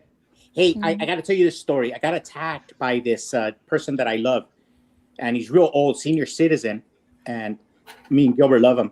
But when we were growing up, we were taught you can't speak politics or religion. And I remember since I was born, I love Nixon. I came to America to vote for Nixon in '68. Escape the tanks. And legally or illegally? No, this is what he called Trump a pedophile to my face, angry. So I remember as a little kid what Jimmy was saying, that this didn't happen to Obama. Everything Jimmy said is true. I've seen it with my own eyes. And even though I was raised a Jehovah's Witness, I followed politics all my life. I can't help it. That's the way I was raised. Born. But it's true what Jimmy said. It's never been like this. I remember people hated Nixon, But now the people that hate Trump hate us too. Yeah. And they're angry and hateful and slanderous. Like Satan is a slanderer. They're if what they say about Trump is true, it's a disgrace. But if they're wrong, they are treasonous and slanderous. Yeah. Yep. Right. That's right. That's It's all gonna I be a want to fun- share. So I It's going to agree be a with what fun Jimmy was saying. It's going to be a fun convo to have during the after show. Okay. Sorry, I'm late, Jimmy. Whenever we have one, yeah. I wanted to back up what you said because I seen it with my own eyes. What he said is true. It's the vitriol, hate, and contempt for conservatism is intense right now. It's almost like revenge. Yeah, I mean, it's all over Facebook. People fighting all the time over Trump and the Democrats. Yeah, Facebook is. I'm so glad I'm off of Facebook because that negativity and the hate and vitriol that I experienced on Facebook, I don't deal with that anymore, and it's so much better right now. But they're even so. There's two things. They're throwing a fit about Trump renovating the reflecting pool. Yes. You know why is that a freaking big deal? I don't know. He's saving the country millions of dollars. It needs to be fixed. So they're throwing a fit about that. But they've also said that, when Trump gets out of office, all you people that voted for him, if we get back in power, we're coming after you. You guys are going to pay. Yeah, I heard that. They've already said that they're going to come after people that supported Trump if they got power back. And that falls in line with what Dave said from the Wright Report, that, oh my God, what would happen if they did get power after the midterms? And we're screwed. so, and if they don't get the power, then what's going to happen? They're going to do their riots. They're going to do their chaos. Not in Florida. And I think that's when you're going to see the military step in and shut that shit down, because that will be insurrectionist. But you know what, Jimmy? I think they're right, because before Trump, we only had 2 world wars. Now we have 11. Oh yeah, yes. So bro. For those that don't, Ruby, do you have? It wasn't kind of like just nation against nation. No. Hold on. So what he's talking about is what Elon Omar said this week. We're talking about ignorant people. Ruby, do you have that clip? Oh my word! This is why you shouldn't be in office if you're not American. Oh, God. If you cannot pronounce your name, you shouldn't we'll be in end this America. on a lighter note tonight. This is hilarious if y'all ain't seen it.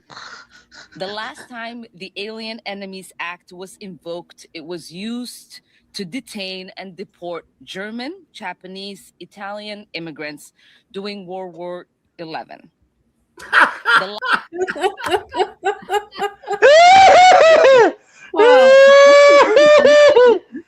I mean, I know I've been in Mongolia for a year. I missed the other like 9. You're like, I must have missed the other 9. YouTube them. Yeah, that was hilarious. That was good. That was a good one. Oh my God. And this is exactly what we talked Why about. is she still here? Her name starts with 11, doesn't it? Starts with what? 11. Yeah, hold on. Let me put it in the chat. That's right. Hold on. Good Hold one. on. Elon. Yeah, this is ridiculous, and this is who they vote in. You see what I'm talking about? They import Voted in a traitor. the third world. I've said this before, and I'll say this again, because I spent a good part of my life growing up in Minneapolis, Minnesota, and that's where I graduated high school. Of all, think of the most liberal left-wing people you can think of in Minneapolis. I know them. I know some of them anyway. I don't know anybody. I cannot think of a single one of them who, I can't find anyone that voted for her. It's all Somali. Exactly. Yeah, because no one voted for her because she was installed. Right. Exactly. You know, I remember in 1980, I think it was 1980 or 1984, when Ronald Reagan beat Minnesota Senator, the Vice President Mondale. Only Minnesota voted for him. I mean, it was a complete and total wipeout. Oh, yeah. Yeah. So there's something about Minnesota. I think the water's blue over there. They must have methylene blue. No, we do not have all that fraud and everything. Exactly, All right, corruption. guys. So Let's, now, let's go with last thoughts for this evening. Let's go around the table. Thank you, guys. All right. have a good Thanks night, for coming on, Jeffrey. Jesse. Thank you for joining. Dallas, do you have any thoughts for this evening? Final thoughts? Chat, do you guys have any final thoughts for tonight? Yeah, type it now. Go ahead, Dallas. Well, I enjoyed what you had to share, and I do agree, and I do think that as you're speaking about importance about the third world, that some but not all, they bring their baggage with them. Yeah. And Ilhan Omar, she's a traitor. Yep, 100%. Traitor is her middle name. Yeah. I'm going to disagree with that, and here's why. Because in order to be a traitor, you have to be an American and like actively supported America, and then betray Exactly.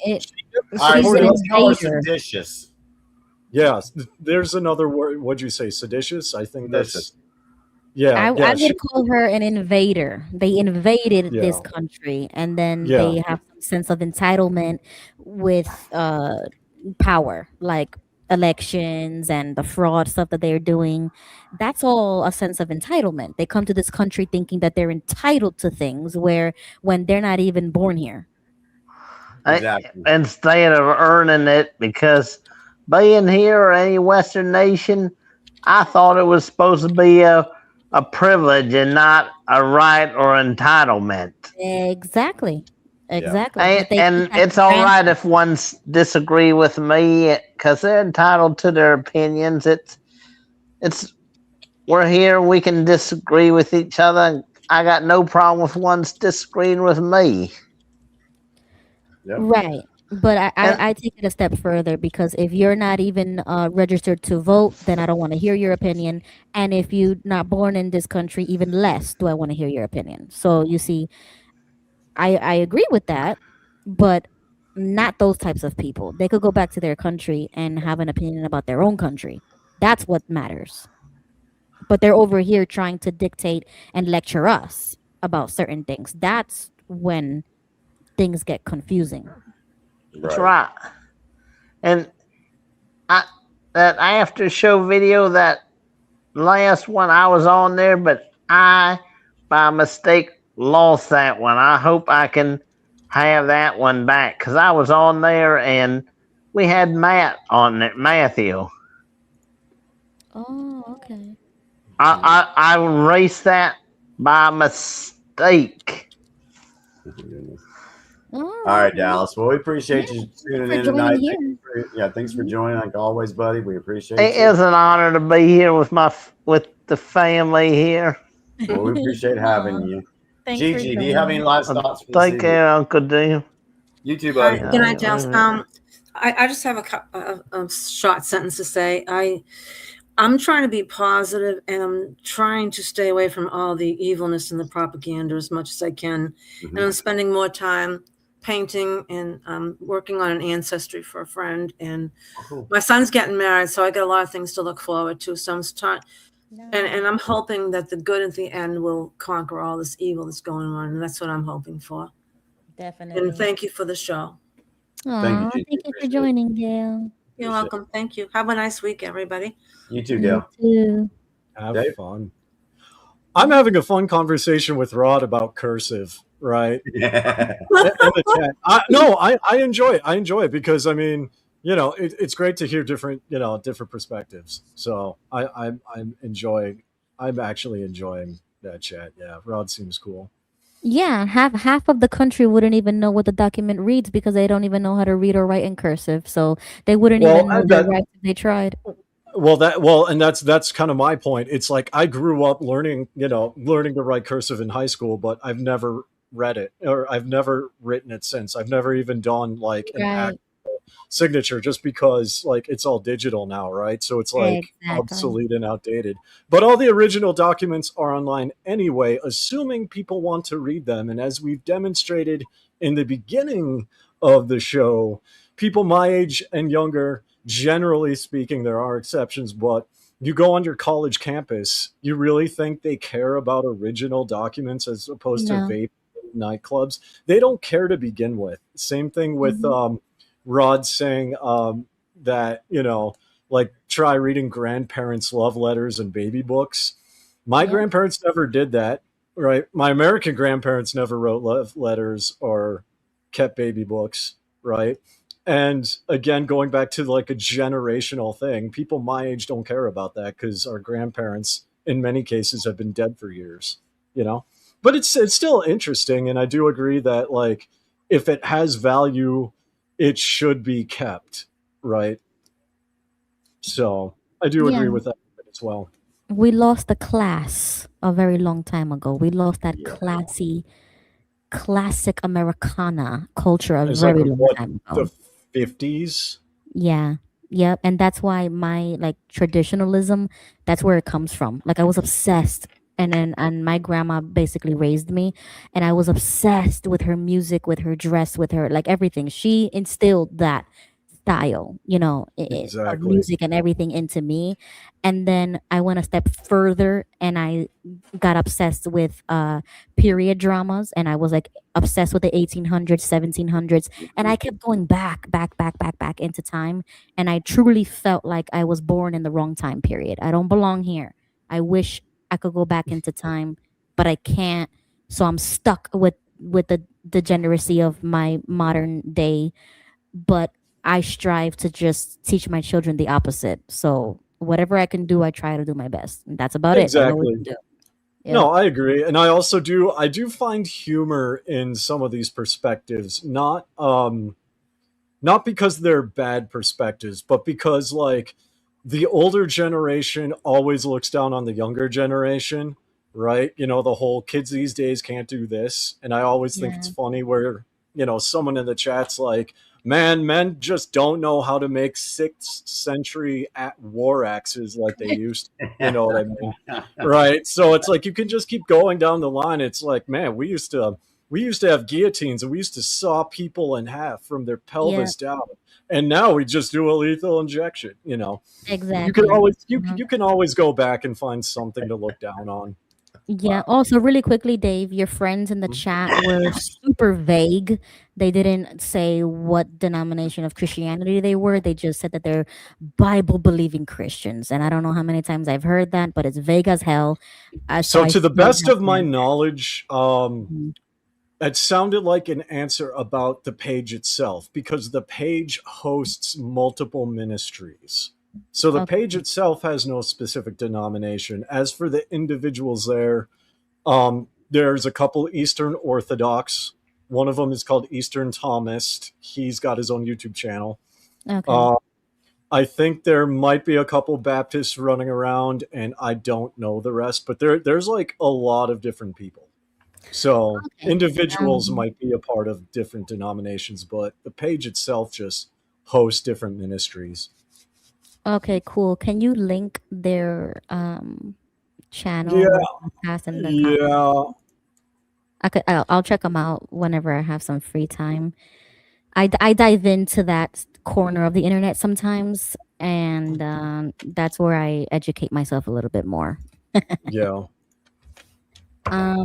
Okay, so thank you guys for joining the stage. We've had a lot of new people in the chat, so it's really cool to see you guys. You're gonna have to join us again next Tuesday, 9 p.m. Central, Eastern. No, I still have a migraine, so I'm tripping. So 9 p.m. Eastern time. Yeah. Okay. So I just want to say real quick for final thoughts. I thought this was a really good episode as far as laying out a pattern to show people where this violence pretty much comes from, how it started, why it started. You know, we touched a little bit on who's funding it, and And I think this is important because so many people just get wrapped up in the story or the event that they see on mainstream media that they don't dig in further to find out the why about things. And that's why I felt like we had to do this so that people could get a bigger picture of things going on behind the scenes. And so, and we can do that with a lot of events, because even with this, everything going on in Iran, everything going on in England right now, stuff's popping off in Egypt. There's always more stuff behind these things and why they're happening. That's what I want people to understand, because just don't accept what the mainstream media is putting out there. Don't accept the programming and the propaganda that they want you to believe in, because you're playing into their hands when you do that. So agreed. And I want to jump in real quick and kind of continue that. And that's why I enjoy having you guys on. And I saw some people thank me for being on because of the outside perspective. And I agree, because the American mainstream media is all about Iran and Ukraine still for some reason, right? Yeah. So they're focusing on Iran, they're focusing on Palestine, they're focusing on all these things. They're not telling you that, about CBDCs, right? The centralized banking currency, right? The digital currencies. Here in Asia, that's popping off. I can tell you that right now. Mongolia is a second world nation, and we're phasing out cash faster than the US is. And the US is like going to that point, right?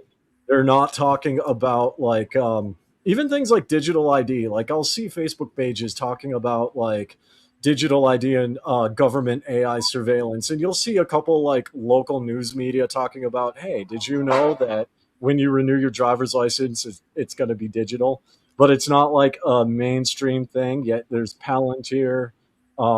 There's surveillance that's going to be in the cars in 2027. And then the US as a whole is like rolling out AI surveillance cams like we have here, right?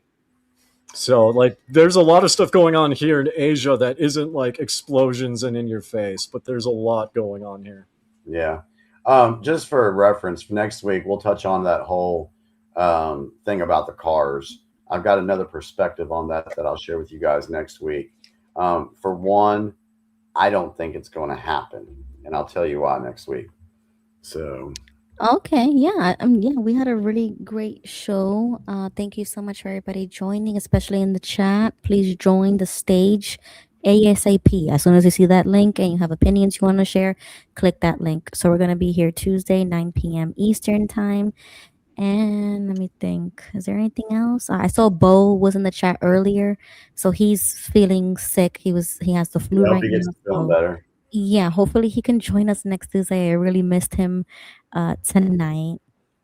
And I've got our outro ready to go, Ruby, whenever you're ready. Oh yeah. Let's let me see. I don't know if I was gonna say it. I think I forgot what was I gonna say. Yeah. Dang it. We'll be back next week. All right. Yeah, definitely. All right. Thank you so much to Dave as well for joining. Yes. Thanks, Dave. Thanks Appreciate for having you. me. Yeah. And thank you in the chat, everybody. Hit like, share if you feel comfortable with it. And we appreciate you guys. And we'll be back next week. Yep. Have a good night. Good night, everyone.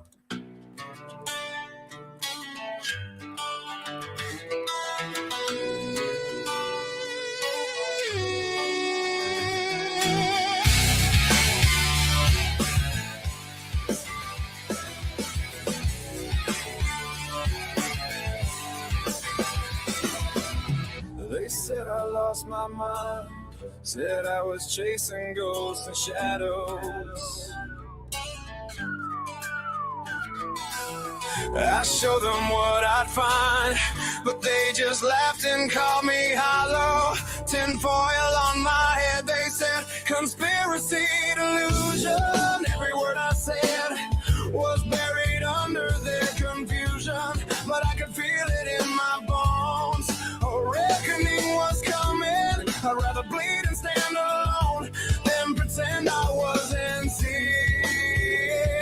Something call me me crazy, call me broken, call me every name you've spoken. Paranoid, deranged, and blind, but I had something on my mind. Now the curtain's torn wide open. Every word I said is proven. Who's crazy now? Let the record show. Wide awake while you were in the show.